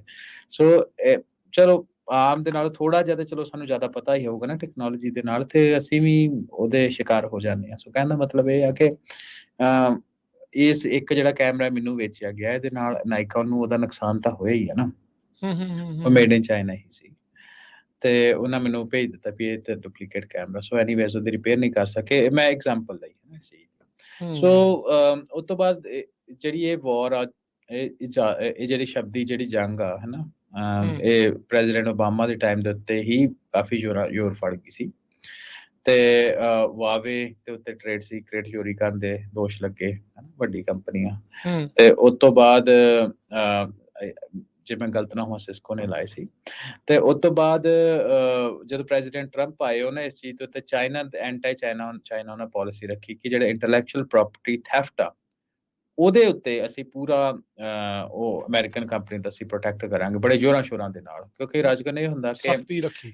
ਹਾਂਜੀ, ਸੁਪੀਰੀਅਰ ਕਾਉਂਟੀ ਇਸ ਨਾ ਆਈਪੀ ਦੇ ਲਈ ਸੈਨ ਫਰਾਂਸਿਸਕੋ ਦੇ ਵਿੱਚ ਇੱਕ ਕੋਰਟ ਆ, ਵਨ ਆਫ ਦਾ ਕੋਰਟਸ ਜਿਹੜੀ ਕਾਫੀ ਪੋਪੂਲਰ ਹੈ ਜਦੋਂ ਯੂਐਸ ਕੰਪਨੀ ਤੇ ਚਾਈਨੀਜ਼ ਕੰਪਨੀ ਕਨਫਲਿਕਟ ਵਿੱਚ ਆਉਂਦੀ ਆ, ਸੋ ਉਹਦੇ ਵਿੱਚ ਇਹ ਅਕਿਊਜ਼ ਕੀਤਾ ਜਾਂਦਾ ਕਿ ਜਿਹੜੇ ਚਾਈਨੀਜ਼ ਗਵਰਨਮੈਂਟ ਹੈ ਚਾਈਨੀਜ਼ ਕੰਪਨੀ ਦੇ ਨਾਲ ਡਟ ਕੇ ਖੜੀਆਂ ਤੇ ਬੁਲੀ ਕਰਦੀਆਂ ਯੂਐਸ ਕੰਪਨੀ, ਤੁਸੀਂ ਚਾਈਨਾ ਦੇ ਵਿੱਚ ਉਹਦੇ ਖਿਲਾਫ ਕੇਸ ਕਰ ਦੋ ਤੇ ਕੁਛ ਬਾਹਲਾ ਬਣਦਾ ਨਹੀਂ। ਸੋ ਇਹ ਜਿਹੜੀ ਕਨਫਲਿਕਟ ਹੈ ਬਰੂ ਹੁੰਦੀ ਰਹੀ ਸਾਲਾਂ ਬੱਧੀ। ਜਦੋਂ ਪ੍ਰੈਜ਼ੀਡੈਂਟ ਟਰੰਪ ਆਏ ਤੇ ਉਹਨਾਂ ਨੇ ਇਸ ਚੀਜ਼ ਨੂੰ ਬੜੇ ਜ਼ੋਰਾਂ ਸ਼ੋਰਾਂ ਦੇ ਨਾਲ ਉਭਾਰਿਆ ਤੇ ਹੁਣ ਜਿਹੜੀ ਗੱਲਬਾਤ ਆ ਹੋਰ ਸਿਰੇ ਦੇ ਉੱਤੇ ਪਹੁੰਚ ਗਈ ਉਹ ਇਹ ਆ ਕਿ ਯੂਐਸ ਨੇ, ਕਿਉਂਕਿ ਹੁਣ ਅੱਜ ਦੇ ਦੌਰ ਦੇ ਵਿੱਚ ਸਾਈਬਰ ਸਿਕਿਉਰਿਟੀ, ਆਰਟੀਫਿਸ਼ੀਅਲ ਇੰਟੈਲੀਜੈਂਸ ਹੈ ਨਾ ਤੇ ਕਲਾਈਮੇਟ ਟੈਕਨੋਲੋਜੀ ਜਿਹਨੂੰ ਕਹਿੰਦੇ ਆ, ਉਹਦਾ ਕਾਫੀ ਚਾਈਨਾ ਯੂਐਸ ਦੇ ਕੰਪੀਟੀਸ਼ਨ ਦੇ ਵਿੱਚ ਆ ਤੇ ਹੁਣ ਯੂਐਸ ਇਹ ਕੋਸ਼ਿਸ਼ ਕਰ ਰਿਹਾ ਕਿ ਜਿਹੜੀ ਚਾਈਨੀਜ਼ ਕੰਪਨੀ ਆ ਉਹਨੂੰ ਐਕਸੈਸ ਜਿਹੜਾ ਉਹਨਾਂ ਦਾ ਬਲੌਕ ਕੀਤਾ ਜਾਏ, ਜਿਹੜੀ ਤੋਂ ਅਸੀਂ ਗੱਲ ਸ਼ੁਰੂ ਕੀਤੀ ਸੀ ਸੈਮੀਕੰਡਕਟਰ ਦੇ ਉੱਪਰ। ਠੀਕ ਹੈ। ਸੋ ਉਹਦੇ ਤੋਂ ਇਹ ਜਿਹੜੀ ਸਾਰੀ ਗੱਲਬਾਤ ਉਸ ਪਰ ਹੋ ਰਹੀ ਹੈ ਕਿ ਯੂਐਸ ਕਿਉਂ ਜਿਹੜੀ ਚਾਈਨਾ ਵਾ, ਕਿਉਂਕਿ ਉਹ ਯੂਐਸ ਤੋਂ ਪਹਿਲਾਂ ਸੈਮੀਕੰਡਕਟਰ ਉਹਨਾਂ ਦੀ ਟ੍ਰੇਨਿੰਗ ਵਗੈਰਾ ਚੱਲਦੀ ਸੀ ਜਾਂ ਸਭ ਕੁਛ ਕਿਸੇ ਨਾ ਕਿਸੇ ਤਰੀਕੇ ਆਈਪੀ ਥੈਫਟ ਵੀ ਹੁੰਦੇ ਸੀ, ਤੇ ਚਾਈਨਾ ਜਿਹੜਾ ਉਹ ਸੈਮੀਕੰਡਕਟਰ ਤੇ ਨੂੰ ਜ਼ੋਰਾਂ ਸ਼ੋਰਾਂ ਦੇ ਨਾਲ ਉਭਾਰ ਰਿਹਾ ਸੀ। ਪਰ ਹੁਣ ਉਹ ਯੂਐਸ ਤੋਂ ਜਾਂ ਉਹਨੇ ਫਿਊਚਰ ਦੇਖ ਲਿਆ ਕਿ ਜਿਹੜਾ ਸਾਡੀ ਜਿਹੜੀ ਸੈਮੀਕੰਡਕਟਰ ਆ ਉਹਨੂੰ ਬਿਲਕੁਲ ਬਲੌਕੇਜ ਹੋ ਜਾਏਗੀ। ਸੋ ਉਹ ਪੂਰੇ ਹੁਣ ਕੋਸ਼ਿਸ਼ ਕਰ ਰਹੇ ਆ ਕਿ ਅਸੀਂ, ਕਿਉਂਕਿ ਦੁਨੀਆ ਭਰ ਦੀ ਉਹ ਫੈਕਟਰੀ ਮੰਨਿਆ ਜਾ ਰਿਹਾ ਚਾਈਨਾ ਨੂੰ, ਫੈਕਟਰੀ ਆਫ ਦਾ ਵਰਲਡ ਕਿਹਾ ਜਾਂਦਾ, ਕਿ ਉਹਨੂੰ ਉਸੇ ਰਫ਼ਤਾਰ ਦੇ ਨਾਲ ਜਾਰੀ ਰੱਖਣ ਦੇ ਵਾਸਤੇ ਜੇ ਉਹਨਾਂ ਨੂੰ ਪਤਾ ਸਟ੍ਰੈਟੇਜੀਕਲੀ ਕਿ ਜੇ ਅਸੀਂ ਦੁਨੀਆ ਭਰ ਦੀ ਫੈਕਟਰੀ ਰਹਿਣਾ ਤੇ ਸੈਮੀਕੰਡਕਟਰ, ਤੁਹਾਨੂੰ ਪਤਾ ਹੈ ਕਿ ਅੱਜ ਕੱਲ੍ਹ ਚਿਪਸ ਜਿਹੜੀਆਂ ਹਰ ਇੱਕ ਚੀਜ਼ ਦੇ ਵਿੱਚ ਵਰਤੋਂ ਹੁੰਦੀ ਆ, ਨਿਆਣੇ ਦੇ ਖਿਡੌਣਿਆਂ ਤੋਂ ਲੈ ਕੇ ਡਿਫੈਂਸ ਦੀ ਮਿਸਾਈਲਸ ਤੱਕ ਹਰ ਇੱਕ ਜਗ੍ਹਾ ਸੈਮੀਕੰਡਕਟਰ ਵਰਤੀ ਜਾਂਦੀ ਆ। ਤੇ ਜਿਹੜੀ ਦੁਨੀਆ ਭਰ ਦੇ ਵਿੱਚ ਜਿਹੜੀ ਦੇਸ਼ ਕੋਲ ਸੈਮੀਕੰਡਕਟਰ ਦੇ ਉੱਤੇ ਜ਼ੋਰ ਰਿਹਾ ਉਹਦੀ ਚੜ੍ਹਾਈ ਹੋਏਗੀ ਆਉਣ ਵਾਲੇ ਟਾਈਮ ਦੇ ਵਿੱਚ ਵੀ। ਸੋ ਇਸ ਕਰਕੇ ਨੈਚੁਰਲੀ ਆ ਕਿ ਚਾਈਨਾ ਇਨਵੈਸਟਮੈਂਟ ਕਰ ਰਿਹਾ ਬਹੁਤ ਜ਼ਿਆਦਾ ਸੈਮੀਕੰਡਕਟਰ ਦੇ ਵਿੱਚ। ਜੀ ਜੀ ਬਿਲਕੁਲ। ਹਰਵਿੰਦਰ, ਇੱਥੇ ਜਿਹੜੀ ਗੱਲ ਕਰੀਏ, ਜਿਹੜਾ ਆਈਪੀ ਥੈਫਟ ਦੀ ਜਦੋਂ ਆਪਾਂ ਗੱਲ ਕਰਦੇ ਹਾਂ ਜਾਂ ਇਹ ਆ ਕਾਰਪੋਰੇਟ ਐਸਪੀਨਾਜ ਵੀ ਇੱਕ ਸ਼ਬਦ ਆ, ਕਿੰਨੇ ਜਿਹੜੇ ਇਦਾਂ ਦੇ ਆਪਾਂ ਨੂੰ ਨਿਊਜ਼ ਅਕਸਰ ਸੁਣਨ ਨੂੰ ਮਿਲ ਜਾਂਦੀਆਂ ਬਾਹਰਲੇ ਮੁਲਕਾਂ ਤੋਂ, ਜਾਂ ਇਦਾਂ ਦੇ ਬੰਦੇ ਕੰਪਨੀਆਂ ਦੇ ਵਿੱਚ ਫਿੱਟ ਕਿੱਥੇ ਜਾਂਦੇ ਆ ਇਹਨਾਂ ਚੀਜ਼ਾਂ ਨੂੰ ਜਿਹੜਾ ਉਹ ਚੋਰੀ ਕਰਨ ਦੇ ਲਈ, ਇਸ ਨੂੰ ਫੜਨ ਦੇ ਲਈ ਇੱਕ ਵੱਖਰੀ ਟੈਕਨੋਲੋਜੀ ਜਿਹੜੀ ਆ ਉਹਦਾ ਸਹਾਰਾ ਲਿਆ ਜਾਂਦਾ ਆ। ਖੁਦ ਟੈਕਨੋਲੋਜੀ ਦੀ ਚੋਰੀ ਨੂੰ ਡਿਟੈਕਟ ਕਰਨ ਦੇ ਲਈ ਹੋਰ ਟੈਕਨੋਲੋਜੀਜ਼ ਦਾ ਸਹਾਰਾ ਜਿਹੜਾ ਉਹ ਰਹਿੰਦਾ ਆ। ਸੋ ਇਸ ਦੇ ਉੱਤੇ ਬਹੁਤ ਧਿਆਨ ਜਿਹੜਾ ਉਹ ਰੱਖਣਾ ਚਾਹੀਦਾ। ਸੋ ਇਸੇ ਲਈ not only, sorry Rajkar, ਮੈਂ ਇੰਟਰਪਟ ਕਰ, not only companies, ਯੂਨੀਵਰਸਿਟੀਜ਼ ਦੇ ਵਿੱਚ ਵੀ, US ਯੂਨੀਵਰਸਿਟੀਜ਼ ਦੇ ਵਿੱਚ ਵੀ, ਰਿਸਰਚ ਵਿੱਚ ਵੀ ਨਾ ਅਕਿਊਜ਼ ਕੀਤਾ ਜਾ ਰਿਹਾ ਕਿ ਟੈਕਸਸ ਦੇ ਵਿੱਚ ਵੀ, ਕੈਲੀਫੋਰਨੀਆ ਦੇ ਵਿੱਚ ਵੀ ਜਿਹੜੇ ਚਾਈਨੀਜ਼ ਰਿਸਰਚਰ ਜਿਨ੍ਹਾਂ ਦੀ ਬੈਕਗ੍ਰਾਉਂਡ ਚਾਈਨੀਜ਼ ਮਿਲਟਰੀ ਦੇ ਨਾਲ ਆ, ਉਹਨਾਂ ਨੂੰ ਯੂਐਸ ਦੇ ਵਿੱਚ ਭੇਜਿਆ ਜਾਂਦਾ ਐਜ਼ ਅ ਰਿਸਰਚ ਕਰਨ ਦੇ ਵਾਸਤੇ, ਤਾਂ ਕਿ ਉਹ ਜਿਹੜੀ ਰਿਸਰਚ ਉਹਨੂੰ ਇਹਦਾ ਅਕਿਊਜ਼ ਕੀਤਾ ਜਾ ਰਿਹਾ ਨਾ, ਕਲੇਮ ਕੀਤਾ ਜਾ ਰਿਹਾ। ਕਿਸੇ ਟਾਈਮ ਤੇ ਜਸੂਸ ਹੁੰਦੇ ਸੀ, ਹੁਣ ਇਹ ਟੈਕਨੋਲੋਜੀ ਵਾਲੇ ਜਸੂਸ ਨੇ ਜਿਹੜੇ ਥਾਂ ਦੇ ਉੱਤੇ ਜਿਹੜੇ ਉਹ ਜਿੱਥੇ ਰਿਸਰਚ ਵਗੈਰਾ ਚੱਲ ਰਹੀ ਆ ਵੀ ਉੱਥੇ ਸਾਰਾ ਕੁਛ ਹੋ ਰਿਹਾ ਹੈਗਾ। ਸੋ ਬਹੁਤ ਧਿਆਨ। ਸਿਨਸਨਾਟੀ ਦੇ ਵਿੱਚ ਜੀ ਦੀ ਜਿਹੜੀ ਏਵੀਏਸ਼ਨ ਇੰਡਸਟਰੀ ਆ, ਉੱਥੇ ਇੱਕ ਬੰਦਾ ਉਹਨਾਂ ਨੇ 2017 ਦੇ ਵਿੱਚ ਇੱਦਾਂ ਹੀ ਜਿਹੜਾ ਉਹ ਫੜਿਆ ਸੀਗਾ। ਸੋ ਬਹੁਤ ਧਿਆਨ ਦੇ ਨਾਲ ਜਿਹੜਾ ਉਹ ਇਹਨਾਂ ਨੂੰ ਦੇਖਣਾ ਪੈਂਦਾ ਆ। ਤੇ ਓਬਵੀਅਸਲੀ ਜਿੱਦਾਂ ਆਪਾਂ ਸ਼ੁਰੂ 'ਚ ਵੀ ਗੱਲ ਕੀਤੀ, ਤੁਸੀਂ ਵੀ ਜਿੱਦਾਂ ਦੱਸਿਆ ਵੀ ਜਿਹਦੇ ਕੋਲ ਉਹ ਟੈਕਨੋਲੋਜੀ ਆ, ਉਹ ਫਿਰ ਉਹਦੇ ਵਿੱਚ ਮਹਾਰਤ ਆ ਉਹਦੀ, ਤੇ ਉਹ ਫਿਰ ਲੀਡਰ ਆ ਉਸ ਦੇ ਵਿੱਚ। ਜੀ ਬਿਲਕੁਲ। ਸੋ ਕਿੱਦਾਂ ਦੀਆਂ ਟੈਕਨੋਲੋਜੀਜ਼ ਆ ਜਿਹੜੀਆਂ ਚਾਈਨਾ ਦੇ ਕੋਲ ਅਜੇ ਤੱਕ ਨਹੀਂ ਹੈਗੀ ਤੇ ਉਹ ਹਾਸਲ ਕਰਨ ਦੀ ਕੋਸ਼ਿਸ਼ ਆ, ਜਿੱਦਾਂ ਸੈਮੀਕੰਡਕਟਰ ਪੁਸ਼ ਨੂੰ ਲੈ ਕੇ ਵੀ ਆਪਾਂ ਇਹ ਦੇਖ ਰਹੇ ਹਾਂ। ਸੈਮੀਕੰਡਕਟਰ ਦੀ ਨਾ ਕਾਫੀ, ਜਦੋਂ ਸੈਮੀਕੰਡਕਟਰ ਤੇ ਇੱਕ ਬੜੀ ਵੱਡੀ ਟਰਮ ਆ ਨਾ, ਸੋ ਉਹਦੇ ਵਿੱਚ ਉਹਨੂੰ ਤੁਸੀਂ ਕਈ ਹਿੱਸਿਆਂ ਦੇ ਵਿੱਚ ਤੋੜ ਸਕਦੇ ਹੋ। ਤੇ ਆਪਾਂ ਕੁਝ ਜਿਹੜੇ ਇੰਪੋਰਟੈਂਟ ਜ਼ਿਆਦਾ ਇੰਪੈਕਟ ਕਰਨ ਵਾਲੀ ਆ ਟੈਕਨੋਲੋਜੀ ਉਹਨਾਂ ਦੀ ਗੱਲ ਕਰਾਂਗੇ। ਸੋ ਉਹਨਾਂ ਦੇ ਵਿੱਚ ਆਰਟੀਫਿਸ਼ੀਅਲ ਇੰਟੈਲੀਜੈਂਸ ਦੇ ਵਿੱਚ ਚਾਈਨਾ ਕੰਪੈਰੀਟਿਵਲੀ ਪਿੱਛੇ ਆ, ਠੀਕ ਆ। ਸੋ ਜਦੋਂ ਪਿੱਛੇ ਜੇ ਸ਼ਾਇਦ ਦੇਖਿਆ ਹੋਇਆ, ਜਿਹੜੀ ਟੈਕਨੋਲੋਜੀ ਦੇ ਨਾਲ ਸੰਬੰਧ ਰੱਖਦੇ ਕਿ ਐਨਵੀਡੀਆ ਦੀ ਚਿਪਸ ਦੇ ਉੱਤੇ ਰੋਕ ਲਾ ਦਿੱਤੀ ਸੀ ਯੂਐਸ ਨੇ ਵੀ ਤੁਸੀਂ ਉਹ ਚਾਈਨਾ ਨਹੀਂ ਭੇਜ ਸਕਦੇ, ਹੈਨਾ। ਸੋ ਆਰਟੀਫਿਸ਼ੀਅਲ ਇੰਟੈਲੀਜੈਂਸ ਸਾਨੂੰ ਪਤਾ ਸਾਰਿਆਂ ਨੂੰ ਵੀ ਫਿਊਚਰ ਆ। ਆਰਟੀਫਿਸ਼ੀਅਲ ਇੰਟੈਲੀਜੈਂਸ ਦੀ ਜਿਹੜੇ ਲੌਜਿਕ ਆ ਉਹਨੂੰ ਪ੍ਰੋਸੈਸ ਕਰਨ ਦੇ ਲਈ GPUs ਕਹਿੰਦੇ ਆ ਨਾ, ਜਨਰਲ ਪ੍ਰੋਸੈਸਿੰਗ ਯੂਨਿਟਸ, ਤੇ ਉਹਨਾਂ ਨੂੰ ਐਨਵੀਡੀਆ ਉਹਦੀ ਕੰਪਨੀ ਬਣਾਉਂਦੀ ਆ। ਸੋ ਉਹ ਜਿਹੜਾ ਯੂਐਸ ਨੇ ਉਹਨੂੰ ਕਹਿ ਦਿੱਤਾ ਕਿ ਤੁਸੀਂ ਐਨਵੀਡੀਆ ਨੂੰ ਕਿ ਤੁਸੀਂ ਚਾਈਨਾ ਨਹੀਂ ਭੇਜ ਸਕਦੇ। ਸੋ ਉਹਨੂੰ ਕੋਸ਼ਿਸ਼ ਕਰ ਰਿਹਾ ਚਾਈਨਾ ਡਿਵੈਲਪ ਕਰਨ ਦੀ ਵੱਧ ਤੋਂ ਵੱਧ। ਦੂਸਰੀ ਚੀਜ਼ ਰਾਜਕਰਨ ਉਹ ਹੈਗੀ ਆ ਜਿਹਦੇ ਵਿੱਚ ਈਵੀ ਤੋਂ ਨਾ ਸਭ ਇਹ ਮੈਂ ਥੋੜਾ ਜਿਹਾ ਇਹਦੇ ਵਿੱਚ ਕੰਟੈਕਸਟ ਐਡ ਕਰ ਦੇਵਾਂ ਕਿ ਹੁਣ ਆਪਾਂ ਈਵੀ ਦੀ ਵੇਵ ਦੇ ਵਿੱਚ ਗੱਲ ਲੈ ਆਉਂਦੇ ਹਾਂ, ਇਲੈਕਟ੍ਰੀਕਲ ਵਹੀਕਲਸ ਜੀ, ਜਿਹੜੀ ਟੈਸਲਾ ਹੋ ਗਈ ਜਾਂ ਹੋਰ ਬੈਟਰੀ ਵੀ ਆਪਰੇਟਡ ਵਹੀਕਲਸ ਲਿਥੀਅਮ ਆਇਨ। ਸੋ ਉਹਦਾ ਬੜਾ ਇੱਕ ਇੰਟਰਸਟਿੰਗ ਕੇਸ ਆ ਕਿ ਸਾਨੂੰ ਪਤਾ ਕਿ ਯੂਐਸ ਦੇ ਵਿੱਚ ਟੈਸਲਾ ਬਹੁਤ ਪਪੂਲਰ ਹੋਈ ਹੈ, ਪਹਿਲੀ ਵੱਡੀ ਕੰਪਨੀ ਸੀ ਜਿਹਨੇ ਪ੍ਰੋਫਿਟੇਬਲ ਬਿਜ਼ਨਸ ਬਣਾਇਆ ਇਲੈਕਟ੍ਰਿਕ ਵਹੀਕਲ ਸੈਲ ਕਰਨ ਦਾ, ਹੈਨਾ। ਜਦੋਂ ਚਾਈਨਾ ਦੇ ਵਿੱਚ ਆਉਂਦੀ ਆ ਤੇ ਚਾਈਨਾ ਦੇ ਵਿੱਚ ਜਿਹੜੀ ਚਾਈਨੀਜ਼ ਕੰਪਨੀਆਂ ਨੀਓ ਹੋ ਗਈ, ਐਕਸਪੈਂਕ ਹੋ ਗਈ, BYD ਹੋ ਗਈ, ਲੀ ਆਟੋ ਕਾਫੀ ਪਪੂਲਰ ਆ, ਫੋਗ ਗਰੁੱਪ ਦੀ ਕਾਰਾਂ ਕਾਫੀ ਵੈਸੇ ਵੀ ਉੱਥੇ ਵਿਕਦੀਆਂ ਹਨ, ਹੋਰਾਈਜ਼ਨ ਆਟੋ ਹੋ ਗਏ, JAC, ਗ੍ਰੇਟ ਵਾਲ ਮੋਟਰਸ, ਕਈ ਆ ਦੁਨੀਆ। ਸੋ ਉਹਨਾਂ ਨੇ ਕਾਫੀ ਟਫ ਕੰਪੀਟੀਸ਼ਨ ਰਾਜਕਰਨ ਦਿੱਤਾ ਠੀਕ ਹੈ, ਇਹਨੂੰ ਟੈਸਲਾ ਨੂੰ ਉੱਥੇ, ਕਿਉਂਕਿ ਟੈਸਲਾ ਆਫ ਕੋਰਸ ਟਾਈਮ ਤੋਂ ਪਹਿਲਾਂ ਸੀ, ਸੋ ਇਹਨਾਂ ਕਾਫੀ ਪੈਸਾ ਕਮਾਇਆ। ਪਰ ਇਹ ਦੱਸ ਦਈਏ ਕਿ ਚਲੋ ਟੈਕਨੋਲੋਜੀ ਕੋਈ ਨਵੀਂ ਹੁੰਦੀ ਆ, ਉਹਨੂੰ ਡਿਸੈਮੀਨੇਟ ਕਰਨ ਨੂੰ ਥੋੜਾ ਸਮਾਂ ਲੱਗਦਾ। ਤੇ ਟੈਸਲਾ ਦੀ ਯੂਐਸ ਦੇ ਵਿੱਚ ਤਾਂ ਹੀ ਥੋੜੀ ਪ੍ਰੋਫਿਟੇਬਲ ਜਾਂ ਕਹਿ ਲਓ ਕਿ ਲਾਸ ਤੋਂ ਬਾਹਰ ਰਹੀ ਆ, ਉਹਦਾ ਸਭ ਤੋਂ ਵੱਡਾ ਕਾਰਨ ਸੀ ਯੂਐਸ ਦੇ ਵਿੱਚ ਉਹਨੂੰ ਜਿਹੜੀ ਬੈਨੀਫਿਟਸ ਮਿਲਦੇ ਆ, ਟੈਕਸ ਇਨਸੈਂਟਿਵਸ, ਜਾਂ ਅਸੀਂ ਐਜ਼ ਅ ਕੰਜ਼ਿਊਮਰ ਵੀ ਜਦੋਂ ਇਦਾਂ ਦੀ ਕੋਈ ਕਾਰ ਲੈਂਦੇ ਆ ਸਾਨੂੰ ਈਵੀ ਬੈਨੀਫਿਟਸ 7,500 $3,000 ਜੇ ਇਦਾਂ ਕਹਿ ਲਓ ਰਿਬੇਟ ਮਿਲਦਾ ਹੈ, ਬਿਲਕੁਲ। ਤੇ ਦੂਸਰਾ ਹਾਂਜੀ ਰਿਬੇਟ, ਤੇ ਦੂਸਰਾ ਇਹਦਾ ਇਹ ਸੀ ਕਿ ਇਹਨਾਂ ਦੀ ਪੋਜੀਸ਼ਨ ਯੂਐਸ ਗਵਰਨਮੈਂਟ ਦੀ ਇਹ ਰਹੀ ਕਿ ਜੇ ਤੁਸੀਂ ਮੈਨੂਫੈਕਚਰਿੰਗ ਉਹਦੀ ਯੂਐਸ ਦੇ ਵਿੱਚ ਕਰਦੇ ਹੋ ਤੁਹਾਨੂੰ ਇਨਸੈਂਟਿਵਸ ਬਹੁਤ ਦਿੰਦੇ ਆ।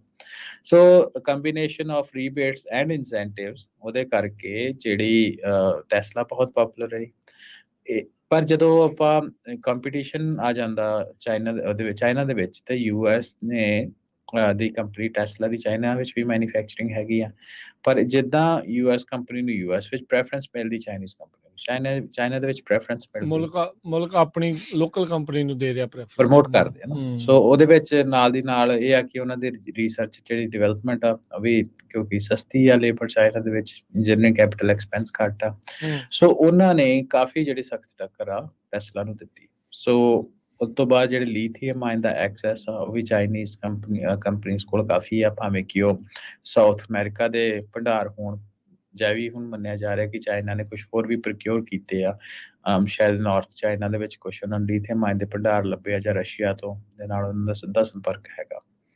ਸੋ ਉਹਨਾਂ ਨੂੰ ਕਾਫੀ ਜਿਹੜੇ ਲੀਥੀਅਮ ਆ ਸਸਤਾ ਮਿਲ ਜਾਂਦਾ, ਜਿਹਦੇ ਕਰਕੇ ਟੈਸਲਾ ਨੂੰ ਉਹਨਾਂ ਇੱਕ ਵਾਰ ਤਾਂ ਝੰਜੋੜਿਆ। ਜੇ ਟਫ ਆਉਣ ਵਾਲੇ ਸਮੇਂ ਦੇ ਵਿੱਚ ਇਹ ਮੰਨਿਆ ਜਾ ਰਿਹਾ ਕਿ ਟੈਸਲਾ ਦੇ ਜਿਹੜੇ ਸ਼ਾਇਦ ਪੈਰ ਅਨਲੈਸ ਕੋਈ ਡਿਫਰੈਂਟ ਸਟ੍ਰੈਟਜੀ ਬਣਾਉਂਦੇ ਆ, ਫਿਊਚਰ 'ਚ ਕੀ ਹੁੰਦਾ ਤਾਂ ਫਿਊਚਰ 'ਚ ਪਤਾ, ਪਰ ਕਹਿਣ ਦਾ ਮਤਲਬ ਅੱਜ ਦੇ ਸਮੇਂ 'ਚ ਉਹ ਕਾਫੀ ਟੱਕਰ ਦੇ ਰਹੇ ਆ। ਤੇ ਹੁਣ ਜਦੋਂ ਇਹ ਐਗਜ਼ਾਮਪਲ ਮੈਂ ਰਾਜਕਰਨ ਇਸ ਲਈ ਲਈ ਕਿ ਜਿਹੜੀ ਆਰਟੀਫਿਸ਼ੀਅਲ ਇੰਟੈਲੀਜੈਂਸ ਤੇ ਦੂਸਰੀ ਹੈਗੀ storage technology, digital storage technology, ਠੀਕ ਹੈ, ਉਹਦੇ ਵਿੱਚ ਚਾਈਨਾ ਦੇ ਕੋਲ ਅਜੇ ਐਕਸੈਸ ਇੰਨਾ ਨਹੀਂ ਹੈਗਾ, ਕਿਉਂਕਿ ਦੁਨੀਆ ਭਰ ਦੇ ਵਿੱਚ ਗਿਣ ਕੇ ਉਂਗਲਾਂ ਤੇ ਗਿਣੀਆਂ ਜਾਣ ਵਾਲੀ ਕੰਪਨੀਆਂ ਆ ਜਿਹੜੀਆਂ ਡਿਜੀਟਲ ਸਟੋਰੇਜ ਫੈਬਰੀਕੇਸ਼ਨ ਕਰਦੀਆਂ। ਤਾਂ ਉਹਦੇ ਵਿੱਚ ਇੱਕ ਇੰਟੈਲ ਮਾਈਕਰੋਨ ਹੋ ਗਈ, ਉਹਨਾਂ ਦਾ ਕੰਬੀਨੇਸ਼ਨ ਹੋ ਗਿਆ, ਵੈਸਟਰਨ ਡਿਜੀਟਲ ਤੇ ਤੋਸ਼ੀਬਾ ਜਿਹਨੂੰ ਪਹਿਲਾਂ ਕਹਿੰਦੇ ਸੀ, ਉਹਨਾਂ ਦਾ ਇੱਕ ਹੋ ਗਿਆ, ਸੈਮਸੰਗ ਹੋ ਗਈ, ਤੇ ਇੱਕ ਛੋਟੀ ਕੰਪਨੀਆਂ ਆਈ ਥਿੰਕ 1 ਜਾਂ 2% ਉਹਨਾਂ ਦਾ ਸ਼ੇਅਰ ਹੈ SK ਹਾਈਨਿਕਸ, ਇਹੀ ਕੰਪਨੀਜ਼ ਆ ਦੁਨੀਆ ਭਰ ਦੇ ਵਿੱਚ ਜਿਹੜੀਆਂ ਨੈਂਡ ਪ੍ਰੋਡਿਊਸ ਕਰਦੀਆਂ। ਨੈਂਡ ਹੁੰਦੀ ਜਿਹੜਾ ਬੇਸਿਕ ਸਟੋਰੇਜ, ਜਿਹਦੇ ਤੇ ਅਸੀਂ ਫੋਨ ਦੇ ਵਿੱਚ ਜਿਹੜੀ ਤੁਹਾਡੀ ਸਟੋਰੇਜ ਹੋ ਗਈ, ਜਾਂ ਤੁਸੀਂ ਆਨਲਾਈਨ ਡੇਟਾ ਕੁਛ ਕਿਤੇ ਦੇਖਦੇ ਹੋ, SSDs ਹੋ ਗਈਆਂ, ਸਾਰੀਆਂ ਨੈਂਡ ਤੋਂ ਬਣਦੀਆਂ। ਕੈਮਰੇ ਦੀ ਸਟੋਰੇਜ ਹੋ ਗਈ, ਮੈਮਰੀ ਕਾਰਡ ਹੋ ਗਏ, USB ਸਟਿਕਸ ਹੋ ਗਈਆਂ ਸਾਰੀਆਂ। ਚਾਈਨਾ ਕੋਲ ਇਹਦੀ ਮੈਨੂਫੈਕਚਰਿੰਗ ਨਹੀਂ ਹੈਗੀ ਅੱਜ ਦੇ ਦਿਨ ਵਿੱਚ। ਚਾਈਨਾ ਨੇ ਦੀ ਇੱਕ, ਮੈਂ ਜਦੋਂ ਕਹਾਂ ਮੈਨੂਫੈਕਚਰਿੰਗ ਨਹੀਂ ਹੈਗੀ, ਉਹ ਕੋਸ਼ਿਸ਼ ਤਾਂ ਕਰ ਰਿਹਾ ਕਿ ਚਾਈਨੀਜ਼ ਕੰਪਨੀ ਆ, ਨਾਮ ਮੈਨੂੰ ਤਾਂ ਵਿਸਰ ਗਿਆ, ਜਿਹਨੇ ਇਸ ਕੰਮ ਦੇ ਉੱਤੇ ਵਰਕ ਕਰਨਾ ਸ਼ੁਰੂ ਕਰ ਦਿੱਤਾ। ਪਰ US ਜਿਹੜੀ ਆ ਉਹਨੂੰ ਡਿਸਕਰੇਜ ਕਰੇ, ਕੰਪੀਟੀਸ਼ਨ ਦੇ ਵਿੱਚ ਬਹੁਤ ਪੁੱਛਿਆ, ਔਰ ਗਲੋਬਲ ਮਾਰਕੀਟ ਦੇ ਵਿੱਚ ਕੰਪੈਰੀਟਿਵਲੀ ਉਹਦੀ ਨੈਗਲੀਜੀਬਲ ਡਿਸੈਮੀਨੇਸ਼ਨ ਆ। ਠੀਕ ਆ, ਹੁਣ ਸਾਨੂੰ ਸਾਰਿਆਂ ਨੂੰ ਪਤਾ ਕਿ ਦਿਨੋਂ ਦਿਨ ਜਿਹੜੀ ਆ ਸਟੋਰੇਜ ਆ ਇਹ ਵੱਧ ਰਹੀ ਆ, ਹਨਾ। ਹਰ ਇੱਕ ਹੁਣ ਫੋਨ ਆ, ਲੋਕੀ ਚਲੋ ਆਪਾਂ ਮਖੌਲ ਵੀ ਕਰਦੇ ਹੁੰਦੇ ਵੀ ਕਿਸੇ ਨੇ ਵਿਆਹ ਦੇ ਉੱਤੇ ਵੀ ਆਪਣੀ ਵਿਆਹ ਦੇ ਉੱਤੇ ਵੀ ਜਾ ਕੇ ਫੇਸਬੁੱਕ ਦੇ ਉੱਤੇ ਲਾਈਵ ਕਰ ਦਿੰਦੇ, ਉਹ ਕਿਤੇ ਨਾ ਕਿਤੇ ਦਾ ਡੇਟਾ ਸਟੋਰ ਹੋ ਹੀ ਰਿਹਾ ਨਾ। ਸੋ ਕਹਿੰਦਾ ਮਤਲਬ ਜਿਹੜਾ ਡੇਟਾ ਵਾ ਦਿਨੋਂ ਦਿਨ ਵੱਧ ਰਿਹਾ, ਉਹਦੀ ਨੀਡ ਵੱਧ ਰਹੀ, ਉਹਦੀ ਸਟੋਰੇਜ ਦੀ ਨੀਡ ਜਿਹੜੀ ਆ ਲੋੜ ਆ ਵੱਧ ਰਹੀ ਆ। ਠੀਕ ਆ, ਸੋ ਉਹਦੇ ਉੱਤੇ ਵੀ ਹੁਣ ਜਿਹੜਾ ਚਾਈਨਾ ਦਾ ਕਾਫੀ ਜ਼ੋਰ ਲੱਗਾ ਹੋਇਆ, ਠੀਕ ਆ। ਪਰ ਜਿਹੜੀ US ਕੰਪਨੀਜ਼ ਆ, ਕਿਉਂਕਿ ਪਹਿਲਾਂ ਹੁੰਦੀ ਸੀ ਕਿ ਭੇੜ ਹੁੰਦਾ ਸੀ ਨੇਸ਼ਨਸ ਦਾ ਸਿੱਧਾ ਇੱਕ ਦੂਜੇ ਦੇ ਨਾਲ ਵਾਰ ਫੇਅਰ ਦੇ ਵਿੱਚ ਠੀਕ ਹੈ ਲੜਾਈ ਕਰਦੇ ਹੁੰਦੇ ਸੀ। ਜਿਹੜਾ ਅੱਜ ਦੇ ਸਮੇਂ ਦੇ ਉੱਤੇ ਜਿਹੜੀ ਆ ਉਹ ਡੋਮੀਨੈਂਸ ਆ, ਉਹ ਟੈਕਨੋਲੋਜੀ ਦੀ ਡੋਮੀਨੈਂਸ ਹੋ ਗਈ ਆ, ਹੈ ਨਾ।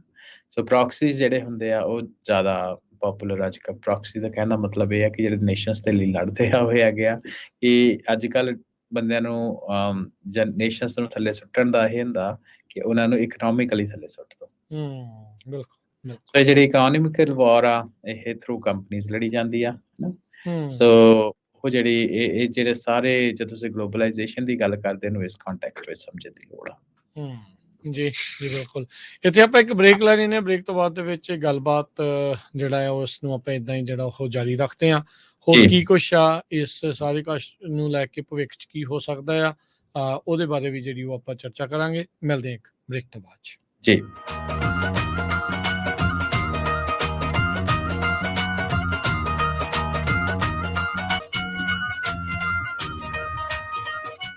ਬ੍ਰੇਕ ਤੋਂ ਬਾਅਦ ਇੱਕ ਵਾਰੀ ਫਿਰ ਆਪ ਸਭ ਦਾ ਸਵਾਗਤ ਹੈ। ਇਸ ਵਕਤ ਪ੍ਰੋਗਰਾਮ ਚੱਲ ਰਿਹਾ ਜੀ ਇਸ ਟਾਈਮ ਪੰਜਾਬੀ ਟੈਕ ਟਾਕ। ਮੈਂ ਰਾਜਕਰਨਵੀਰ ਸਿੰਘ, ਜੁੜੇ ਹੋਏ ਨੇ ਹਰਵਿੰਦਰ ਸਿੰਘ ਕੰਗ ਜੀ। ਇਹਨੂੰ ਇੱਕ ਵਾਰੀ ਫਿਰ ਹਰਵਿੰਦਰ, ਸਤਿ ਸ਼੍ਰੀ ਅਕਾਲ ਜੀ। ਸਤਿ ਸ਼੍ਰੀ ਅਕਾਲ ਰਾਜਕਰਨਵੀਰ ਸਿੰਘ ਤੇ ਪੰਜਾਬੀ ਟੈਕ ਟਾਕ ਦੇ ਵਿੱਚ ਸਾਡੇ ਸਾਰੇ ਸਰੋਤੇ ਤੇ ਵਿਊਅਰਸ ਦਾ ਇੱਕ ਵਾਰੀ ਫਿਰ ਤੋਂ ਨਿੱਘਾ ਜੀ ਆਇਆਂ ਜੀ। ਤੇ ਆਪਾਂ ਗੱਲਾਂ ਬਾਤਾਂ ਟੈਕਨੋਲੋਜੀ ਨੂੰ ਲੈ ਕੇ ਜਿਹੜੀ ਉਹ ਕਰ ਰਹੇ ਸੀਗੇ। ਸੋ ਹੁਣ ਆਪਾਂ ਜਿੱਦਾਂ ਦੇਖਿਆ ਜੀ ਕੋ ਨਹੀਂ ਆ ਉਹ ਟੈਕਨੋਲੋਜੀ ਉਹ ਮੁਲਕ ਹਾਸਲ ਕਰਨ ਦੀ ਕੋਸ਼ਿਸ਼ ਕਰਦਾ ਆ, ਵੱਖ-ਵੱਖ ਢੰਗ ਦੇ ਨਾਲ ਖੱਬੇ ਸੱਜਿਓਂ ਜਿਹੜਾ ਉਹ ਕਰਨ ਦੀ ਕੋਸ਼ਿਸ਼ ਕਰਦਾ। ਜਿੱਦਾਂ ਹੁਣ ਰੀਸੈਂਟਲੀ ਅਸਲਾ ਦਿੱਤਾ ਨਿਊਯਾਰਕ ਨੇ, ਤੇ ਕਹਿੰਦੇ ਸੈਟਲਾਈਟ ਦੀ ਜਿਹੜੀ ਟੈਕਨੋਲੋਜੀ ਆ ਉਹ ਰੂਸ ਨੇ ਦੇਣੀ ਆ ਨਾਰਥ ਕੋਰੀਆ ਨੂੰ ਜੀ। ਸੋ ਕਿਉਂਕਿ ਉਹਦੇ ਕੋਲ ਉਹ ਹੈ ਨਹੀਂ ਆ, ਉਹ ਟੈਕਨੋਲੋਜੀ ਉਸ ਮੁਲਕ ਤੱਕ ਨਾ ਪਹੁੰਚ ਸਕੇ, ਆਪਣੇ ਕੰਪੀਟੀਟਰ ਤੱਕ ਨਾ ਪਹੁੰਚ ਸਕੇ। ਜਿਸकी ਲਾਠੀ ਉਸकी ਭੈਂਸ, ਜਿੱਦਾਂ ਆਪਾਂ ਕਹਾਵਤ ਸੁਣੀ ਆ। ਸੋ ਮੁਲਕ ਜਿਹੜੇ ਉਹ ਸੈਂਕਸ਼ਨ ਲਾਉਂਦੇ, US ਵਰਗੇ ਮੁਲਕ ਵੀ ਸੈਂਕਸ਼ਨ ਜਿਹੜੀਆਂ ਉਹ ਲਾਉਂਦੇ ਆ ਵੀ ਜਿਹੜਾ ਕੋਈ ਇੱਦਾਂ ਕਰਦਾ ਹੈ ਵੀ ਭਾਈ ਅਸੀਂ ਤੁਹਾਨੂੰ ਆਰਥਿਕ ਤੌਰ ਦੇ ਉੱਤੇ ਥੱਲੇ ਲੈ ਜਾਵਾਂਗੇ, ਜਾਂ ਤੁਸੀਂ ਆਹ ਚੀਜ਼ ਨਹੀਂ ਕਰ ਸਕੋਗੇ। ਇੱਕ ਵਿਸ਼ਵ ਪੱਧਰ ਦੇ ਉੱਤੇ ਉਹਨਾਂ ਦੇ ਲਈ ਕੰਮ ਔਖਾ ਹੋ ਜਾਂਦਾ ਆ। ਸੋ ਸੈਂਕਸ਼ਨਸ ਲੱਗਦੀਆਂ ਰਹਿੰਦੀਆਂ, ਕਦੀ ਈਰਾਨ ਤੇ ਲੱਗ ਰਹੀ, ਕਦੀ ਰੂਸ ਤੇ ਲੱਗ ਰਹੀ। ਹੁਣ ਲੜਾਈ ਤੋਂ ਬਾਅਦ ਦੇ ਵਿੱਚ ਰੂਸ ਦੇ ਉੱਤੇ ਬਹੁਤ ਸੈਂਕਸ਼ਨਾਂ ਜਿਹੜੀਆਂ ਉਹ ਲੱਗੀਆਂ। ਸੋ ਉਸ ਨੂੰ ਆਪਾਂ ਕਿਸ ਤਰੀਕੇ ਦੇ ਨਾਲ ਦੇਖਦੇ ਹਾਂ ਕਿ ਇਹ ਜਿਹੜੀਆਂ ਸੈਂਕਸ਼ਨਸ ਆ ਇਹ ਟੈਕਨੋਲੋਜੀ ਇਕੱਲੀ ਜਿਹੜੀ ਉਹ ਨਾ ਹਾਸਲ ਕਰ ਸਕਣ ਇਹੀ ਹੈ, ਜਾਂ ਹੋਰ ਵੀ ਸਾਰੀਆਂ ਚੀਜ਼ਾਂ, ਕਈ ਚੀਜ਼ਾਂ ਨਾਲ ਦੇਖ ਕੇ ਜਿਹੜੀਆਂ ਚੱਲਦੀਆਂ? ਹਾਂ, ਇੱਕ ਸਟੈਪ ਉੱਤੋਂ ਵੀ ਰਾਜਕਨ ਬੈਕ ਹੋ ਜਾਂਦੇ ਆ ਤੇ ਟੈਕਨੋਲੋਜੀ ਨਾ ਪਹੁੰਚਣ ਦਾ ਕਾਰਨ ਕੀ ਆ? ਕਿਉਂ ਚਾਹੁੰਦੇ ਆ ਕਿ ਟੈਕਨੋਲੋਜੀ ਫਲਾਣੇ ਮੁਲਕ ਨਾ ਪਹੁੰਚੇ? ਸਾਨੂੰ ਪਤਾ, ਆਪਾਂ ਪਹਿਲਾਂ ਗੱਲ ਕੀਤੀ ਕਿ ਟੈਕਨੋਲੋਜੀ ਬੈਕਬੋਨ ਅੱਜ ਦੇ ਸਮੇਂ ਦੀ ਕਿਸੇ ਵੀ ਇਕਨੋਮੀ ਦੀ, ਕਿਸੇ ਵੀ ਕੰਟਰੀ ਦੀ, ਹੈ ਨਾ। ਜਦੋਂ ਡਾਇਰੈਕਟ ਕੰਪੀਟੀਸ਼ਨ ਦੇ ਵਿੱਚ ਆਉਂਦੇ ਆ, US ਅੱਜ ਦੇ ਸਮੇਂ ਦੇ ਦੁਨੀਆ ਦੇ ਨੰਬਰ ਇਕਨੋਮਿਕ ਸੁਪਰ ਪਾਵਰ ਆ ਦੁਨੀਆ ਦੀ। ਤੇ ਕੋਈ ਵੀ ਸੁਪਰ ਪਾਵਰ ਇਹ ਨਹੀਂ ਚਾਹੁੰਦੀ ਕਿ ਕੋਈ ਦੂਸਰੀ ਸੁਪਰ ਪਾਵਰ ਉਹਦੇ ਬਰਾਬਰ ਆ ਕੇ ਖੜ ਸਕੇ। ਸ਼ਰੀਕ ਨੂੰ ਕੋਈ ਨਹੀਂ ਹੈ ਨਾ। ਤੇ ਉਹਦੇ ਵਿੱਚ ਨੈਚੁਰਲੀ ਜਦੋਂ ਦੂਸਰੀ ਚੀਜ਼ ਇਹ ਹੈ ਕਿ ਜਦੋਂ ਸਟ੍ਰੈਟੇਜਿਕ ਇੰਟਰਸਟ ਜਿਹੜੇ ਆ ਉਹ ਅਲਾਈਨ ਨਾ ਕਰਨ। ਕਿਸੇ ਵੀ ਕੰਟਰੀ ਨੂੰ ਲੱਗੇ ਕਿ ਜੇ ਫਲਾਣੀ ਕੰਟਰੀ ਉੱਤੇ ਹੋ ਗਈ ਤੇ ਉਹਨਾਂ ਦੀ ਡੋਮੀਨੇਸ਼ਨ, ਉਹਨਾਂ ਦਾ ਸੱਭਿਆਚਾਰ, ਉਹਨਾਂ ਦੇ ਕਲਚਰ ਦੀ ਡੋਮੀਨੇਸ਼ਨ ਸ਼ਾਇਦ ਸਾਡੇ ਉੱਪਰ ਆ ਜਾਏ, ਤੇ ਉਹ ਕੋਈ ਵੀ ਆਪਣੀ ਡਿਫੈਂਸ ਦੇ ਵਿੱਚ ਤਾਂ ਮੁਲਕ ਏਦਾਂ ਕਰਦੀ ਆ, ਹੈ ਨਾ। ਸੋ ਹੁਣ ਜਿਹੜਾ ਰਸ਼ੀਆ ਹੋ ਗਿਆ, ਨਾਰਥ ਕੋਰੀਆ ਹੈਗਾ, US ਤੋਂ ਜਾਂ ਵੈਸਟ ਦੀਆਂ ਸਟ੍ਰੇਂਜ ਨੇਸ਼ਨਸ ਆ, ਆਪੋਜ਼ਿਟ ਚੱਲਦੀਆਂ। ਜੀ। ਸੋ ਉਹਦੇ ਵਿੱਚ ਉਹ, ਕਿਉਂਕਿ by the end of the day clash of civilization ਆ, ਉਹਦੇ ਵਿੱਚ ਇਹ ਨਹੀਂ ਚਾਹੁੰਦੇ ਜਿਹੜੇ ਵੈਸਟ ਦੇ ਮੁਲਕ ਆ ਵੀ ਜਿਹੜੇ ਈਸਟ ਵਾਲੀ ਸਾਈਡ ਤੋਂ ਖਾਸ ਤੌਰ ਦੇ ਉੱਤੇ ਜਿਹੜੇ ਮੁਲਕ ਆਪਣੀ ਵੈਸਟ ਨੂੰ ਡੋਮੀਨੇਟ ਕਰਨ, ਜਿਹਦੇ ਵਿੱਚ ਵੈਸਟ ਦੀ ਸਟਰਕਚਰਸ ਨੂੰ ਡੋਮੀਨੇਟ ਕਰਨ, ਜਿਹਦੇ ਵਿੱਚ ਡੈਮੋਕ੍ਰੇਸੀ ਹੋ ਗਈ, ਲਿਬਰਲਾਈਜੇਸ਼ਨ ਹੋ ਗਈ, ਉਹ ਖਤਰਾ ਮੰਨਦੇ ਆ ਰਸ਼ੀਆ ਨੂੰ ਜਾਂ ਚਾਈਨਾ ਨੂੰ ਜਾਂ ਨਾਰਥ ਕੋਰੀਆ ਨੂੰ। ਜਿਹੜੀ ਸ਼ੀਤ ਯੁੱਧ ਹੋਇਆ ਸੀ, ਜਿਹਨੂੰ ਕੋਲਡ ਵਾਰ ਕਹਿੰਦੇ, ਉਹ ਵੀ ਤੇ ਇਹਦੇ ਬੇਸ ਦੇ ਉੱਤੇ ਹੀ ਹੋਇਆ ਸੀ ਨਾ, ਡੋਮੀਨੇਸ਼ਨ ਦੇ ਉੱਤੇ। ਸੋ ਇਹ ਜਿਹੜਾ ਸੈਂਕਸ਼ਨ ਜਿਹੜੀਆਂ ਹੁੰਦੀਆਂ ਉਹ ਉਸ ਪਾਵਰ ਸਟਰੋਂਗ ਨਾ ਹੋਣ, ਕਿਉਂਕਿ ਜਿੱਦਾਂ ਤੁਸੀਂ ਕਿਹਾ ਜਿਸकी ਲਾਠੀ ਉਸकी ਭੈਂਸ, ਹੈ ਨਾ, ਹਿੰਦੀ ਦੀ ਕਹਾਵਤ ਆ। ਤੇ ਉਹਦੇ ਵਿੱਚ ਇਹ ਆ ਕਿ ਜੇ ਉਹਨਾਂ ਮੁਲਕਾਂ ਕੋਲ ਇਕਨੋਮੀ ਉਹਨਾਂ ਦੀ ਸਟਰੋਂਗ ਹੁੰਦੀ ਆ, ਉਹਨਾਂ ਦਾ ਇਨਫਲੂਐਂਸ ਵੱਧਦਾ ਵਾ, ਤੇ ਇਹਦੇ ਵਿੱਚ ਇਹ ਹੈ ਕਿ ਉਹਨਾਂ ਦੇ ਜਿਹੜੇ ਸਟਰਕਚਰਸ ਆ, ਉਹਨਾਂ ਦੀ ਡੋਮੀਨੇਸ਼ਨ ਵਧਣ ਦੇ ਚਾਂਸ ਆ। ਸੋ ਉਹਨੂੰ ਰੋਕਣਾ ਚਾਹੁੰਦੇ ਆ ਦੂਸਰੇ ਮੁਲਕ। ਸੋ ਉਸੇ ਦੇ ਵਿੱਚੋਂ ਹੀ ਫਿਰ ਸੈਂਕਸ਼ਨਸ ਜਿਹੜੀਆਂ ਹੁਣ ਨਿਕਲਦੀਆਂ। ਸੋ ਆਪਾਂ ਹੁਣ ਸੈਮੀ ਕੰਡਕਟਰ ਦੀ ਜਿੱਦਾਂ ਗੱਲ ਕਰ ਰਹੇ ਹਾਂ, ਤੁਸੀਂ ਨੈਂਡ ਸਟੋਰੇਜ ਦੀ ਜਿਹੜੀ ਉਹ ਗੱਲ ਕੀਤੀ ਆ, ਕੀ ਯੂਐਸ ਤੋਂ ਬਗੈਰ, ਜਿੱਦਾਂ ਚਾਈਨਾ ਕੋਲ ਤਾਂ ਨਹੀਂ ਹੈ, ਕੀ ਰੂਸ ਵਗੈਰਾ ਕੋਲ ਵੀ ਇਦਾਂ ਦੀ ਟੈਕਨੋਲੋਜੀ ਹੈਗੀ ਆ ਜੀ ਜਾਂ ਨਹੀਂ, ਨਹੀਂ ਹੈਗੀ ਹੈ? ਨਹੀਂ, ਅੱਜ ਨਹੀਂ ਹੈਗੀ ਜੀ। ਜਿਹੜੀ ਦੁਨੀਆ ਭਰ ਦੇ ਵਿੱਚ ਮੈਂ ਤੁਹਾਨੂੰ ਦੱਸਿਆ ਨਾ 5 ਹੀ ਕੰਪਨੀਜ਼ ਆ ਜਿਹੜੀਆਂ ਮੋਟੇ ਤੌਰ ਦੇ ਉੱਤੇ NAND ਪ੍ਰੋਡਿਊਸ ਕਰਦੀਆਂ ਡਿਜੀਟਲ ਸਟੋਰੇਜ। ਤੇ ਤੇ ਉਹਨਾਂ ਜਿਸ ਸਾਰਿਆਂ ਦੀ ਪਾਸੇ ਵੱਲ ਨੂੰ ਆਲਮੋਸਟ ਆਪਾਂ ਵੱਧ ਰਹੇ ਹਾਂ ਤੇ NAND ਹੀ NAND ਚਾਹੀਦੇ ਆ ਅੱਗੇ। ਹਾਂਜੀ, NAND ਹੀ ਆ ਜਿਹੜੇ ਅੱਗੇ। ਇਕੱਲੇ NAND ਹੀ ਨਹੀਂ ਰਾਜ ਕਰਨ, ਉਹਦੇ ਵਿੱਚ ਜਿੱਦਾਂ ਹੁਣ ਮਾਈਕਰੋਨ ਦੀ ਵੀ ਗੱਲ ਕਰ ਲਏ, ਮਾਈਕਰੋਨ ਤੇ ਚਾਈਨਾ ਦਾ ਵੀ ਰੇੜਕਾ ਚੱਲਦਾ। ਹਾਂਜੀ। ਠੀਕ ਆ। ਮਾਈਕਰੋਨ ਇੱਕ NAND ਹੁੰਦੀ ਜਿਹੜੀ ਸਟੋਰੇਜ ਟੈਕਨੋਲੋਜੀ, ਹਾਰਡ ਡਿਸਕ ਦੀ ਜਗ੍ਹਾ ਤੇ ਤੁਸੀਂ ਉਹਨੂੰ ਯੂਜ਼ ਕਰ ਸਕਦੇ ਹੋ। ਇੱਕ ਉਹ ਤੋਂ ਵੀ ਫਾਸਟ ਹੁੰਦੀ ਆ ਥੋੜੀ, ਹੈ ਨਾ। ਉਹ ਹੁੰਦੀ ਆ ਜਿਹਨੂੰ ਅਸੀਂ RAM ਕਹਿ ਲੈਂਦੇ, ਰੈਂਡਮ ਐਕਸੈਸ ਮੈਮਰੀ ਜਾਂ DRAM, ਏਦਾਂ ਦੀ ਚੀਜ਼ਾਂ ਹੋ ਗਈਆਂ। ਡਾਇਨਾਮਿਕ ਰੈਂਡਮ ਐਕਸੈਸ ਮੈਮਰੀ ਉਹਨੂੰ ਕਹਿੰਦੇ ਆ, ਉਹਦੀ ਫੁੱਲ ਫਾਰਮ ਇਹ ਹੁੰਦੀ ਆ। ਸੋ ਰਾਜਕਰਨ ਜਿਹੜੀ RAM ਹੁੰਦੀ ਆ ਤੇ ਜਿਹੜੀ NAND ਆ, ਇਹਨਾਂ ਦੋਹਾਂ ਦਾ ਫਰਕ ਹੁੰਦਾ ਕਿ ਜਦੋਂ ਜਿਹੜਾ ਤੁਹਾਡਾ ਡੇਟਾ ਹੁੰਦਾ ਹੈ ਨਾ, ਉਹ NAND ਦੇ ਉੱਤੇ ਸਟੋਰ ਕਰਦੇ ਹਾਰਡ ਡਰਾਈਵ ਦੀ ਬਜਾਏ, ਹੈ ਨਾ, ਫਾਸਟ ਹੁੰਦੀ ਆ। ਜਿਹੜੀ ਉਹਦੇ ਤੋਂ ਵੀ ਫਾਸਟ ਹੁੰਦੀ ਉਹ ਹੁੰਦੀ DRAM। DRAM ਦੇ ਉੱਤੇ ਤੁਸੀਂ ਟੈਂਪਰੇਰੀ ਡੇਟਾ ਸਟੋਰ ਕਰਦੇ, ਜਦੋਂ ਕੋਈ ਕੰਪਿਊਟਰ ਜਾਂ ਕੋਈ ਪ੍ਰੋਸੈਸਰ ਪ੍ਰੋਸੈਸ ਕਰਦਾ ਚੀਜ਼ਾਂ ਨੂੰ, ਤੇ ਉਹਨੂੰ ਇੱਕ ਇਹੋ ਜਿਹੀ ਜਗ੍ਹਾ ਚਾਹੀਦੀ ਹੁੰਦੀ ਜਦੋਂ ਫਟਾਫਟ ਉਹ ਡੇਟਾ ਬੈਕ ਐਂਡ ਫੋਰਥ ਕਰ ਸਕੇ। ਤੇ ਜਦੋਂ ਆਰਟੀਫਿਸ਼ੀਅਲ ਇੰਟੈਲੀਜੈਂਸ ਦੇ ਸਮੇਂ ਦੇ ਵਿੱਚ ਜਿਹੜੀ RAM ਹੁੰਦੀ ਆ ਜਾਂ DRAM ਆ, ਉਹਦੀ ਬਹੁਤ ਲੋੜ ਹੁੰਦੀ, ਕਿਉਂਕਿ ਉਹਨੇ ਪ੍ਰੋਸੈਸ ਬੜੀ ਤੇਜ਼ੀ ਦੇ ਨਾਲ ਕਰਨਾ ਹੁੰਦਾ। ਕੰਟਰੋਲਰ ਨੂੰ ਮੈਚ ਜਿਹੜਾ ਕਰਨ ਦੇ ਲਈ DRAM ਚਾਹੀਦੀ ਹੁੰਦੀ ਆ। ਸੋ ਉਹ DRAM ਮਾਈਕਰੋਨ ਪ੍ਰੋਡਿਊਸ ਕਰਦੀ ਆ। ਜਦੋਂ ਮਾਈਕਰੋਨ ਪ੍ਰੋਡਿਊਸ ਕਰਦੀ ਹੈ ਤੇ ਸੈਂਕਸ਼ਨ ਮਾਈਕਰੋਨ ਦੇ ਉੱਤੇ ਵੀ ਲੱਗੇ ਆ ਵੀ ਤੁਸੀਂ ਚਾਈਨਾ ਨੂੰ ਨਹੀਂ ਦੇ ਸਕਦੇ, ਕਿਉਂਕਿ ਆਰਟੀਫਿਸ਼ੀਅਲ ਇੰਟੈਲੀਜੈਂਸ ਦੀ ਡਿਵੈਲਪਮੈਂਟ ਚਾਈਨਾ ਦੇ ਵਿੱਚ US ਰੋਕਣੀ ਚਾਹੁੰਦਾ ਜਾਂ ਘੱਟ ਕਰਨੀ ਚਾਹੁੰਦਾ, ਹੈ ਨਾ। ਤਾਂ ਉਹਦੇ ਲਈ DRAM ਇੱਕ ਮੇਜਰ ਫੈਕਟਰ ਆ। ਤੇ of course Micron US company ਆ, ਉਹਨੇ ਕੰਪਲਾਈ ਕਰਨਾ। ਤਾਂ ਉਹਦੇ ਕਰਕੇ ਨਾ ਕ੍ਰਾਸ ਹੇਅਰ ਦੇ ਵਿੱਚ ਰੱਟਾ ਇਹਨਾਂ ਦਾ ਆਪਸ ਵਿੱਚ ਚੱਲਦਾ ਵਾ। ਸੋ ਇਹ ਸਾਰੀ ਉਸ ਕੜੀ ਦਾ ਹਿੱਸਾ ਵਾ। ਜੀ ਜੀ ਬਿਲਕੁਲ। ਫਿਊਚਰ ਆਊਟਲੁੱਕ ਕੀ ਲੱਗਦਾ ਹੈ? ਟੈਕਨੀਕਲ ਐਜ, ਟੈਕਨੋਲੋਜੀ ਐਜ ਹਾਸਲ ਕਰਨ ਦੇ ਲਈ ਦੁਨੀਆ, ਮੁਲਕ ਬਹੁਤ ਕੁਝ ਜਿਹੜੇ ਉਹ ਕਰ ਰਹੇ ਨੇ, ਕਰਦੇ ਰਹਿਣਗੇ। ਕਿੱਧਰ ਆ ਟੈਕਨੋਲੋਜੀ ਦਾ ਐਜ ਇਸ ਟਾਈਮ?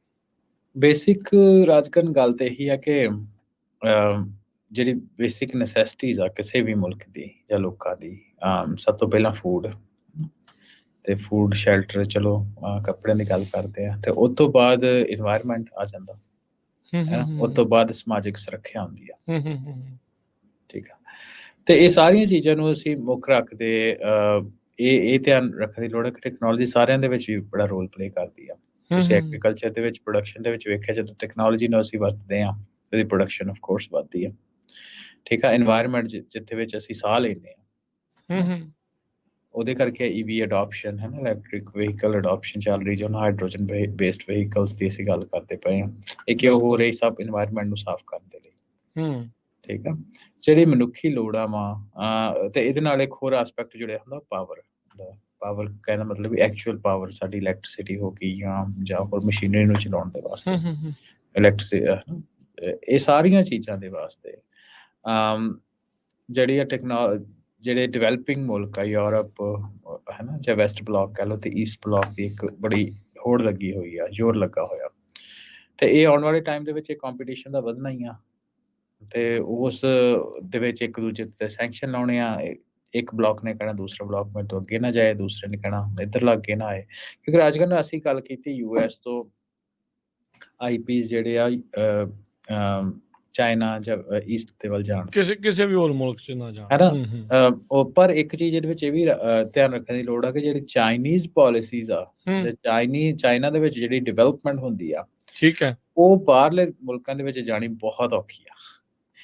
ਉਹਨਾਂ ਨੇ ਇਸ ਹਿਸਾਬ ਦੇ ਨਾਲ ਸਾਰਾ ਇਨਫਰਾਸਟ੍ਰਕਚਰ ਸੈਟਅਪ ਕੀਤਾ ਹੋਇਆ। ਠੀਕ ਹੈ। ਨੰਬਰ ਤੇ ਵੇਖਦੇ ਆ ਕਿ US ਦੀ ਕੰਪੈਰੀਟਿਵਲੀ, ਚਲੋ ਜਿੱਦਾਂ ਮਰਜ਼ੀ ਕਹਿ ਲਓ, ਜਾਂ ਵੈਸਟ ਦੇ ਵਿੱਚ ਟਰਾਂਸਪੇਰੈਂਸੀ, ਜਸਟਿਸ, ਲੀਗਲ ਸਿਸਟਮ ਉਹ ਐਗਜ਼ਿਸਟ ਕਰਦਾ। ਚਾਈਨਾ ਜਿਹੜਾ ਹੈਗਾ, ਜਾਂ ਜਿਹੜੀ ਚੀਜ਼ ਵੈਸਟ ਨੂੰ ਨਹੀਂ ਵੀ ਪਸੰਦ, ਉਹ ਇਹ ਹੈ ਕਿ ਉਹ ਸੋਸ਼ਲਿਸਟ ਜਿਹੜੇ ਕੰਟਰੀਜ਼ ਹੈਗੇ, ਉਹ ਕਾਫੀ ਕਲੋਜ਼ਡ ਇਕੋਨਮੀ ਟਾਈਪ ਹੈਗੇ ਆ, ਹੈ ਨਾ। ਤੇ ਉਹਦੇ ਵਿੱਚ ਇਹ ਹੈ ਕਿ ਜੇ ਕਿਸੇ ਬੰਦੇ ਨੂੰ ਤੁਸੀਂ ਸਜ਼ਾ ਦੇਣੀ ਆ ਜਾਂ ਕੁਛ ਏਦਾਂ ਕਰਨ, ਤੇ ਕਈ ਵਾਰ ਬਾਅਦ ਵਿੱਚ ਉਹਦੀ ਖਬਰ ਵੀ ਨਹੀਂ ਆਉਂਦੀ, ਮੀਡੀਆ ਵੀ ਸੈਂਸਰ ਹੁੰਦਾ ਜਾਂ ਸਭ ਕੁਛ। ਸੋ ਉਹਨਾਂ ਪ੍ਰੋਸੈਸਿਸ ਜਿਹੜੀਆਂ ਰੱਖੀਆਂ ਹੋਈਆਂ ਕਿ ਉੱਥੋਂ ਟੈਕਨੋਲੋਜੀ ਟ੍ਰਾਂਸਫਰ ਦੂਸਰੇ ਮੁਲਕਾਂ ਦੇ ਵਿੱਚ ਨਾ ਹੋਵੇ, ਆਲਮੋਸਟ ਇੰਪੋਸੀਬਲ। ਠੀਕ ਹੈ। ਸੋ ਉਹ ਇੱਕ, ਸੋ ਇਹ ਵਨ ਵੇ ਸਟਰੀਟ ਹੀ ਆ। ਹੁਣ ਅਸੀਂ ਫਿਊਚਰ ਦੀ ਗੱਲ ਕਰਦੇ ਤੇ ਇਹਦੇ ਵਿੱਚ ਮੈਂ ਇਹ ਦੱਸ ਦੇਵਾਂ ਕਿ ਚਾਈਨਾ ਨੇ ਬੜੀ ਛੇਤੀ ਭਾਂਪ ਲਿਆ ਇਹ ਚੀਜ਼ 2014-15 ਤੋਂ ਬਾਅਦ ਹੀ, ਜਦੋਂ US ਕੰਪਨੀਜ਼ ਚਾਈਨਾ ਤੋਂ ਮੂਵ ਹੋਣੇ ਸ਼ੁਰੂ ਹੋ ਗਈਆਂ, ਵੀਅਤਨਾਮ, ਥਾਈਲੈਂਡ, ਇੰਡੀਆ, ਸ਼੍ਰੀਲੰਕਾ ਜਾਂ ਹੋਰ ਦੇਸ਼ਾਂ ਦੇ ਵੱਲ ਜਾਣੀ ਸ਼ੁਰੂ ਹੋਈਆਂ। ਉਹਨਾਂ ਨੇ ਇਹ ਛੇਤੀ ਭਾਂਪ ਲਿਆ ਕਿ ਸਾਡਾ ਜਿਹੜਾ ਫਿਊਚਰ ਆ, ਅਸੀਂ ਡਿਪੈਂਡੈਂਸੀ ਨਹੀਂ ਰੱਖਦੇ ਸਿਆਣੇ ਮੁਲਕ ਵੈਸਤੇ ਵੱਲ ਬਹੁਤੀ ਡਿਪੈਂਡੈਂਸੀ ਨਹੀਂ ਰੱਖ ਸਕਦੇ ਕਿਸੇ ਵੀ ਸਿਆਣੇ ਮੁਲਕ ਵਾਂਗੂ। ਜੇ ਮੈਂ ਦੂਸਰੀ ਐਗਜ਼ਾਮਪਲ ਦਊਂਗਾ ਆਪਣੀ ਕਤਰ ਵਾਲਾ ਜਿਹੜਾ ਮਿਡਲ ਈਸਟ ਆ, ਠੀਕ ਹੈ, UAE ਲੈ ਲਓ ਜਾਂ ਕਤਰ ਲੈ ਲਓ ਜਾਂ ਇੱਦਾਂ ਦੇ ਮੁਲਕ ਲੈ ਲਓ, ਹਨਾ। ਉਹਨਾਂ ਨੇ ਇਹ ਦੇਖ ਲਿਆ ਕਿ ਫਿਊਚਰ ਦੇ ਵਿੱਚ ਜਿਹੜਾ ਤੇਲ ਆ ਉਹਦੇ ਉੱਤੇ ਅਸੀਂ ਡਿਪੈਂਡੈਂਸੀ ਆਪਣੀ ਨਹੀਂ ਰੱਖ ਸਕਦੇ। ਸਹੀ ਗੱਲ। ਤੇ ਉਹਦੇ ਕਰਕੇ ਉਹਨੇ ਜਿਹੜਾ ਦੁਬਈ ਦੀ ਆਪਾਂ ਐਗਜ਼ਾਮਪਲ ਲੈ ਲੈਨੇ ਸਭ ਤੋਂ ਪ੍ਰਾਈਮ, ਉਹਦੇ ਵਿੱਚ ਉਹਨਾਂ ਨੇ ਤੇਲ ਦੇ ਉੱਤੇ ਡਿਪੈਂਡੈਂਸੀ ਕਰਾ ਕੇ ਅੱਜ ਦੀ ਮੈਂ ਡੇਟਾ ਦੇਖ ਰਿਹਾ ਸੀ, ਕੋਈ 80% ਦੀ ਜਿਹੜੀ ਅੱਜ ਉਹਨਾਂ ਦੀ ਇਨਕਮ ਆ ਦੁਬਈ ਦੀ, ਉਹ ਬਿਜ਼ਨਸ ਤੋਂ ਹੋਰ ਬਿਜ਼ਨਸ ਟੂਰਿਜ਼ਮ ਹੋ ਗਿਆ ਜਾਂ ਤੇ ਕਹਿਣ ਦਾ ਮਤਲਬ ਵੀ ਨਾਨ ਆਇਲ ਰਿਲੇਟਡ ਆ। ਠੀਕ ਹੈ, ਉਹਨਾਂ ਆਲਟਰਨੇਟਿਵ ਡਿਵੈਲਪ ਕਰ ਲਏ। ਇਸੇ ਤਰ੍ਹਾਂ ਜਿਹੜਾ ਚਾਈਨਾ ਵਾ ਉਹਦੇ ਵੀ ਸ਼ੀ ਜਿਨਪਿੰਗ, ਇਹ ਗਲੋਬਲ ਪੋਲਿਟਿਕਸ ਦੇ ਲਈ ਵੀ ਇਹ ਬਹੁਤ ਇੰਪੋਰਟੈਂਟ ਵਰਡ ਆ। ਸ਼ੀ ਜਿਨਪਿੰਗ ਨੇ ਤੇ ਪਿੱਛੇ ਜੇ ਥੋੜੇ ਹਫ਼ਤੇ ਪਹਿਲੇ ਇੱਕ ਸਟੇਟਮੈਂਟ ਸੀ, ਉਹਨੇ ਜਿਹੜੇ ਯੂਥ ਸੀ ਚਾਈਨਾ ਦਾ, ਉਹਨਾਂ ਨੂੰ ਇਹਨੇ ਕਿਹਾ ਕਿ ਤੁਸੀਂ ਇਹ ਨਾ ਸੋਚੋ ਕਿ ਜਿਹੜੀ ਚਮਕਦਾਰ ਬਿਲਡਿੰਗ ਆ ਸ਼ੰਘਾਈ ਤੇ ਬੀਜਿੰਗ ਦੇ ਵਿੱਚ ਆ, ਤੁਹਾਨੂੰ ਜੌਬਾਂ ਕਰਕੇ ਪੜ੍ਹ ਕੇ ਤੁਹਾਨੂੰ ਉੱਥੇ ਜੌਬਾਂ ਮਿਲਣਗੀਆਂ, ਇਹ ਸੁਪਨੇ ਤੁਸੀਂ ਛੱਡ ਦਿਓ, ਉਹ ਤੁਸੀਂ ਭੁੱਲ ਜਾਓ। ਤੁਸੀਂ ਵੇਖੋ ਕਿ ਅਸੀਂ ਪਿੰਡਾਂ ਦੇ ਵਿੱਚ ਆਪਣੀ ਡਿਵੈਲਪਮੈਂਟ ਕਿੱਦਾਂ ਕਰਨੀ ਆ, ਰਿਮੋਟ ਏਰੀਆ ਦੇ ਵਿੱਚ ਜਾ ਕੇ। ਸੋ ਇੱਕ ਮੋੜ ਲੈ ਰਿਹਾ, ਇਤਿਹਾਸਿਕ ਤੌਰ ਦੇ ਉੱਤੇ ਮੋੜ ਲੈ ਰਿਹਾ ਦੁਨੀਆ ਭਰ ਦੇ ਚਾਈਨਾ, ਤੇ ਉਹਦੇ ਜਿਹੜੇ ਕਨਫਲਿਕਟ ਵੀ ਦਿਨੋਂ ਦਿਨ ਹੈ ਨਾ ਹੁਣ ਵੱਧ ਰਹੇ ਆ। ਤਾਇਵਾਨ ਦਾ ਕਨਫਲਿਕਟ ਚੱਲ ਰਿਹਾ, ਪਹਿਲਾਂ ਯੂਕਰੇਨ ਦਾ ਇੰਡਾਇਰੈਕਟਲੀ ਰਸ਼ੀਆ ਦੇ ਨਾਲ ਚੱਲ ਰਿਹਾ ਸੀ, US ਦਾ। ਸਾਊਥ ਚਾਈਨਾ ਦੇ ਸੀ ਦੇ ਵਿੱਚ ਵੀ ਮਾਹੌਲ ਗਰਮ ਹੋ ਰਿਹਾ। ਇਜ਼ਰਾਈਲ ਦੇ ਵਿੱਚ ਜੋ ਕੰਮ ਚੱਲ ਰਿਹਾ ਰਸ਼ੀਆ ਤੇ ਚਾਈਨਾ, ਕਾਈਂਡ ਆਫ ਡਾਇਰੈਕਟਲੀ ਤਾਂ ਨਹੀਂ ਪਰ ਇਨਡਾਇਰੈਕਟਲੀ ਕਹਿ ਰਿਹਾ ਕਿ ਅਗੇਂਸਟ ਇਜ਼ਰਾਈਲ, ਅਗੇਂਸਟ ਤਾਂ ਨਹੀਂ ਕਹਿ ਰਿਹਾ ਪਰ ਇਨਡਾਇਰੈਕਟਲੀ ਜੋ ਵੀ ਉਹਨਾਂ ਦੀ ਪਾਲਿਸੀ ਆ। ਸੋ ਗਲੋਬਲ ਮਹਾਜ਼ ਦੇ ਉੱਤੇ ਜਿਹੜੀ ਆ ਗਰਮਾਈ ਉਹ ਆ ਰਹੀ ਆ। ਆਉਣ ਵਾਲਾ ਤੇ ਸਮਾਂ ਹੀ ਦੱਸੂਗਾ ਵੀ ਕੇਸ ਕਰਵਟ ਬੈਠਦਾ, ਪਰ ਹਾਲ ਦੀ ਘੜੀ ਸਾਰਿਆਂ ਦਾ ਇਹ ਧਿਆਨ ਹੁੰਦਾ, ਕੰਟਰੀਜ਼ ਦਾ ਸਟ੍ਰੈਟੇਜਿਕ ਉਹਨਾਂ ਦੀ ਥਾਟ ਇਹ ਆ ਕਿ ਜਿਹੜੀ ਵੱਧ ਤੋਂ ਵੱਧ ਟੈਕਨੋਲੋਜੀ ਆ ਉਹ ਆਪਣੇ ਮੁਲਕ ਦੇ ਵਿੱਚ ਡਿਵੈਲਪ ਕੀਤੀ ਜਾਏ, ਤੇ ਜਿਹੜਾ ਦੂਜੀ ਧਿਰ ਆ ਦੂਸਰੇ ਕੈਂਪ ਦੀ ਜਿਹੜੀ ਟੈਕਨੋਲੋਜੀ ਆ ਉਹਨੂੰ ਨਾ ਡਿਵੈਲਪ ਹੋਣ ਦਿੱਤਾ ਜਾਏ। ਇਹਦੇ ਵਿੱਚ ਇੱਕ ਇੰਪੋਰਟੈਂਟ ਰਾਜਕਰਨ ਚੀਜ਼ ਇਹ ਹੈ ਕਿ ਵਨ ਆਫ ਦ ਥਿੰਗ ਜਿਹਦੇ ਕਰਕੇ US ਤੋਂ ਮੈਨੂਫੈਕਚਰਿੰਗ ਜਿਹੜੀ ਆ ਓਵਰਸੀਜ਼ ਗਈ ਸੀ, ਉਹ ਸੀ ਕਿ ਲੇਬਰ ਸਸਤੀ ਹੋਣ ਕਰਕੇ, ਹੈ ਨਾ। ਪਰ ਰੋਬੋਟਿਕਸ ਦੀ ਡਿਵੈਲਪਮੈਂਟ ਹੁਣ ਇੰਨੀ ਹੋ ਚੁੱਕੀ ਆ ਕਿ ਅਸੈਂਬਲੀ ਲਾਈਨਸ ਦੇ ਵਿੱਚ ਜਾਂ ਹੋਰ ਮੈਨੂਫੈਕਚਰਿੰਗ ਏਰੀਆ ਦੇ ਵਿੱਚ ਅੱਜ ਓਨੀ ਲੇਬਰ ਦੀ ਲੋੜ ਨਹੀਂ ਆ। ਤੇ US ਦੇ ਵਿੱਚ ਬਹੁਤ ਜ਼ਿਆਦਾ ਜਿਹੜੀ US ਇਨਵੈਸਟਮੈਂਟ ਕਰ ਰਿਹਾ, ਜਿਹਨੂੰ ਕਹਿੰਦੇ ਮੇਡ ਇਨ USA ਪਾਲਿਸੀ, ਜਿਹਦੇ ਵਿੱਚ ਤੁਸੀਂ ਦੇਖਿਆ ਕਿ ਅਪਸਟੇਟ ਨਿਊਯਾਰਕ ਦੇ ਵਿੱਚ ਮਾਈਕਰੋਨ ਦੀ ਅਸੀਂ ਗੱਲ ਕੀਤੀ, ਉਹਨੇ ਇੱਕ ਫੈਸਿਲਿਟੀ ਬਣਾ ਰਿਹਾ। ਰੀਸੈਂਟਲੀ ਜਿਹੜਾ ਚਿਪਸ ਇੱਕ ਬਿੱਲ ਵੀ ਪਾਸ ਹੋਇਆ, ਉਹਦੇ ਤਹਿਤ ਵੀ ਚਿਪਸ ਐਕਟ, ਉਹਦੇ ਨਾਲ ਵੀ ਬਹੁਤ ਜ਼ਿਆਦਾ ਇਨਵੈਸਟਮੈਂਟ USA ਕਰ ਰਿਹਾ। ਚਾਈਨਾ ਦੀ ਆਪਾਂ ਖਬਰ ਕੀਤੀ ਹੈ। ਸੋ ਟੈਕਨੋਲੋਜੀ ਦੇ ਉੱਤੇ ਪੂਰਾ ਜ਼ੋਰ ਆ, ਹਰ ਇੱਕ ਮੁਲਕ ਇਹ ਫਿਊਚਰ ਆ, ਫਿਊਚਰ ਇਜ਼ ਇਨ ਟੈਕਨੋਲੋਜੀ ਦੇ ਵਿੱਚ ਆ, ਨੋ ਡਾਊਟ। ਦੂਜੀਆਂ ਚੀਜ਼ਾਂ ਅੱਜ ਜਿੱਦਾਂ ਕੋਈ ਕਹਿੰਦੇ ਨਾ ਕਿ ਲੜਾਈ ਆ ਸਿਰ ਜੋੜ ਕੇ ਜਾਂ ਕਿਤੇ ਵੀ ਆ, ਉਹ ਸਾਰੀਆਂ ਚੀਜ਼ਾਂ ਦੀ ਟੈਕਨੋਲੋਜੀ ਜਿਹੜੀ ਉਹ ਯੂਜ਼ ਹੋਣੀ ਆ, ਹੋ ਰਹੀ ਆ। ਤੇ ਉਹਦੇ ਨਾਲ ਹੀ ਵਰਲਡ ਵਾਰ ਦੇ ਵਿੱਚ ਵੀ ਜੇ ਅਮਰੀਕਾ ਤੇ ਉਹਦੇ ਸਾਥੀ ਐਲਾਈਜ਼ ਜਿਹੜੇ ਉਹ ਜਿੱਤੇ ਸੀ, ਉਹ ਵਧੀਆ ਹਥਿਆਰ ਹੋਣ ਕਰਕੇ ਹੀ ਜਿਹੜਾ ਉਹ ਜਿੱਤ ਸਕੇ ਸੀਗੇ ਕਿਸੇ ਵੀ ਲੜਾਈ ਦੇ ਵਿੱਚ। ਅੱਜ ਜਦੋਂ ਹੁਣ ਹਮਾਸ ਤੇ ਇਜ਼ਰਾਈਲ ਦੀ ਲੜਾਈ ਆ, ਤਾਂ ਉਹਦੇ ਵਿੱਚ ਵੀ ਇਹੀ ਆਪਾਂ ਜਿਹੜਾ ਉਹ ਦੇਖ ਰਹੇ ਹਾਂ ਵੀ ਜਿਹਦੇ ਕੋਲ ਵਧੀਆ ਤੇ ਬਿਹਤਰ ਹਥਿਆਰ ਆ, ਵਧੀਆ ਡਿਫੈਂਸ ਆ ਜਾਂ ਵਧੀਆ ਅਗਰੈਸ਼ਨ ਵਾਲੇ ਆ, ਉਹ ਵਿਨ ਕਰ ਰਿਹਾ ਆ। ਉਹਦੀ ਸ਼ੁਰੂ ਤੋਂ ਹੀ ਇਦਾਂ ਜਿਹੜਾ ਹੋ ਰਿਹਾ। ਜਦੋਂ ਆਪਾਂ ਫਿਊਚਰ ਦੀ ਗੱਲ ਕਰਦੇ, ਤੁਸੀਂ AI ਨੂੰ ਥੋੜਾ ਬਹੁਤਾ ਜਿਹੜਾ ਖੁਸ਼ ਹੋਇਆ, ਤੇ ਹੁਣ ਟੈਕਨੋਲੋਜੀ ਇੱਕ AI ਇੱਕ ਅਜਿਹੀ ਆ ਵੀ ਇਹਦੇ ਤੋਂ ਬਗੈਰ ਹੁਣ ਗੁਜ਼ਾਰਾ ਹੀ ਜਿਹੜਾ ਉਹ ਨਹੀਂ ਹੋ ਸਕਦਾ।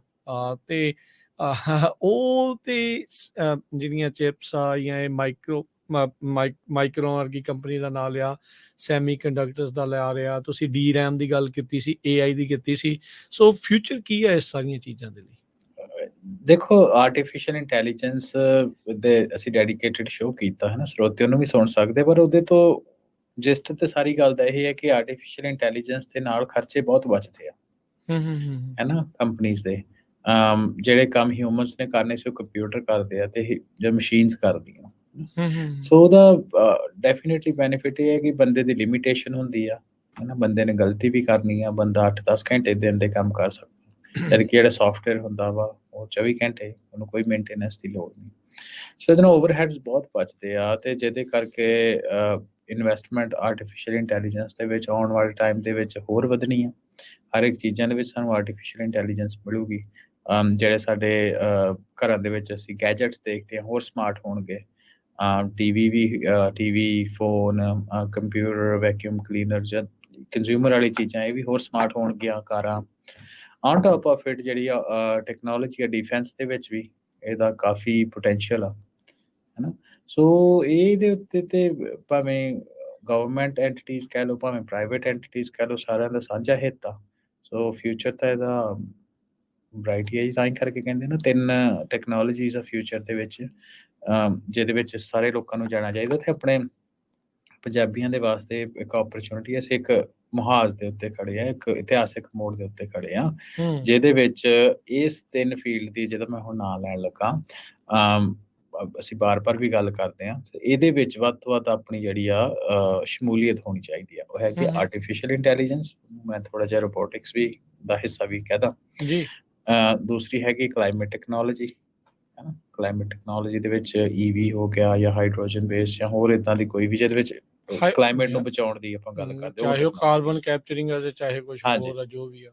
ਹਾਂਜੀ, ਐਕਚੁਅਲੀ ਕਾਰਬਨ ਕੈਪਚਰਿੰਗ ਦੇ ਉੱਤੇ ਅਸੀਂ ਡੈਡੀਕੇਟਡ ਸ਼ੋ ਕਰਾਂਗੇ, ਉਹ ਵੀ ਬੜੀ ਇੰਟਰਸਟਿੰਗ ਟੈਕਨੋਲੋਜੀ ਆ। ਤੇ ਤੀਸਰੀ ਰਾਜਕਨ ਹੈਗੀ ਸਾਈਬਰ ਸਿਕਿਉਰਿਟੀ, ਸਾਈਬਰ ਸੁਰੱਖਿਆ। ਸੋ ਇਹ 3 ਜਿਹੜੀਆਂ ਫੀਲਡਸ ਆ, ਇਹਨਾਂ ਦਾ ਫਿਊਚਰ ਬਹੁਤ ਵਧੀਆ ਰਾਜਕਨ। ਤੇ ਜਿਹੜੇ ਆਪਣੇ ਸਾਡੇ ਸਰੋਤੇ ਇਸ ਜਾਂ ਵਿਊਅਰਸ ਸ਼ੋਅ ਨੂੰ ਦੇਖ ਰਹੇ ਆ, ਜੇ ਤੁਹਾਡੇ ਬੱਚੇ ਛੋਟੇ ਆ ਜਾਂ ਬੱਚਿਆਂ ਦਾ ਇਸ ਪਾਸੇ ਨੂੰ ਇੰਟਰਸਟ ਪਾਓ। ਸਿਕਿਉਰਿਟੀ ਕਾਫੀ, ਜੌਬ ਸਿਕਿਉਰਿਟੀ ਕਹਿ ਲਓ ਜਾਂ ਚਲੋ ਅਸੀਂ ਫਿਊਚਰ ਕਾਈਂਡ ਆਫ ਜਿਹੜਾ ਉਸ ਚੀਜ਼ ਵਾਲੇ ਪਾਸੇ ਕਹਿ ਲਓ ਵੀ ਹੈ ਰੋਸ਼ਨੀ ਆ ਵਾਲੇ ਪਾਸੇ। ਐਂਟਰਪ੍ਰੈਨਿਓਰਸ਼ਿਪ ਕਿਉਂਕਿ ਸਾਡੀ ਹੁੰਦੀ ਹੈ। ਸੋ ਇਸ ਪੀਸ ਤੇ ਇਸ ਜਗ੍ਹਾ ਦੇ ਉੱਤੇ ਜੇ ਤੁਸੀਂ ਕੋਈ ਸਟਾਰਟਅਪ ਦੇ ਉੱਪਰ ਵੀ ਕੰਮ ਕਰਨਾ ਚਾਹੁੰਦੇ, ਜੋ ਆਪਣੀ ਬਣਾਉਣਾ ਚਾਹੁੰਦੇ ਹੋ, ਜ਼ਰੂਰ ਇਸ ਪਾਸੇ ਨੂੰ ਨਿਗਾਹ ਮਾਰੋ। ਜੀ ਬਿਲਕੁਲ। ਸੋ ਸਮਾਂ ਵੀ ਆਪਣੇ ਅੱਜ ਦੇ ਪ੍ਰੋਗਰਾਮ ਦਾ ਜਿਹੜਾ ਉਹ ਸਮਾਪਤ ਹੈ। ਜਾਂਦੇ ਜਾਂਦੇ ਇੱਕ ਖਬਰ ਮੈਂ ਜ਼ਰੂਰ ਸ਼ੇਅਰ ਕਰ ਜਾਂ। ਟਿਕਟੌਕ ਹੁਣੇ ਵੀ ਟੈਕਨੋਲੋਜੀ ਦੀ ਹੋਈ ਕੰਪਨੀ ਆ। ਇਹ ਖਬਰ ਦੱਸ ਰਹੀ ਵੀ ਇਹ ਆਪਣਾ ਕ੍ਰੀਏਟਰ ਫੰਡ ਜਿਹੜਾ $1 ਬਿਲੀਅਨ ਦਾ ਆ, ਉਹ ਸ਼ਟ ਡਾਊਨ ਕਰ ਰਹੀ ਆ 16 ਦਸੰਬਰ ਤੋਂ। US, UK, ਜਰਮਨੀ ਤੇ ਫਰਾਂਸ ਦੇ ਵਿੱਚ ਜਿਹੜਾ ਓਰੀਜਨਲ ਇਹਨਾਂ ਦਾ $1 ਬਿਲੀਅਨ ਦਾ ਫੰਡ ਸੀਗਾ, ਇਸ ਨੂੰ ਡਿਸਕੰਟੀਨਿਊ ਕਰ ਦਿੱਤਾ ਜਾਣਾ ਆ ਕ੍ਰੀਏਟਰਸ ਦੇ ਲਈ। ਉਹਨਾਂ ਨੇ ਕਹਿੰਦੇ ਵੀ ਇਹ ਦੱਸਿਆ ਆਪਣੇ ਯੂਜ਼ਰਸ ਨੂੰ, ਜਿਹੜਾ ਇਸ ਦੇ ਵਿੱਚ ਜਿਹੜਾ ਉਹ ਦੱਸਿਆ 2020 ਦੇ ਵਿੱਚ ਇਹਨਾਂ ਨੇ ਕੀਤਾ ਸੀਗਾ। ਕਹਿੰਦੇ ਵੀ ਇਹ $1 ਬਿਲੀਅਨ ਪੇ ਆਊਟ ਕਰਦੇ ਸੀ, ਕਿ ਪ੍ਰੋਮਿਸ ਇਹਨਾਂ ਨੇ ਕੀਤਾ ਸੀਗਾ 3 ਸਾਲਾਂ ਦੇ ਲਈ, ਵੀ ਲੋਕਾਂ ਨੂੰ ਅਸੀਂ ਦੇਵਾਂਗੇ ਵੀ ਐਪ ਦਾ ਜਿਹੜਾ ਕੰਟੈਂਟ ਆ, ਬੇਸਿਕਲੀ ਵਾਇਰਲ ਕੰਟੈਂਟ ਆ, ਉਹ ਬਣਾਉਣ ਦੇ ਲਈ।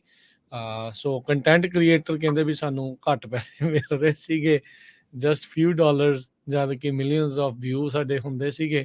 ਟਿਕਟੌਕ ਨੇ ਇਹਨਾਂ ਸਵਾਲਾਂ ਦਾ ਜਵਾਬ ਤਾਂ ਨਹੀਂ ਦਿੱਤਾ ਵੀ ਸਾਰੇ ਦਾ ਸਾਰਾ $1 ਬਿਲੀਅਨ ਉਹਨਾਂ ਨੇ ਪੇ ਕਰ ਲਿਆ ਜਾਂ ਨਹੀਂ ਕਰ ਲਿਆ, ਪਰ ਹੁਣ ਉਹਨਾਂ ਨੇ ਕਾਈਂਡ ਆਫ ਬੰਦ ਕਰ ਦੇਣਾ ਇਹ। ਉਸ ਸਟੇਜ 'ਚੋਂ ਮੋਨੀਟਾਈਜੇਸ਼ਨ ਪਲੇਟਫਾਰਮ ਉਹਨਾਂ ਨੇ ਹੁਣ ਡਿਫਰੈਂਟ ਮੈਥਡ ਉਹ ਇੰਟਰੋਡਿਊਸ ਕਰਤਾ ਆ।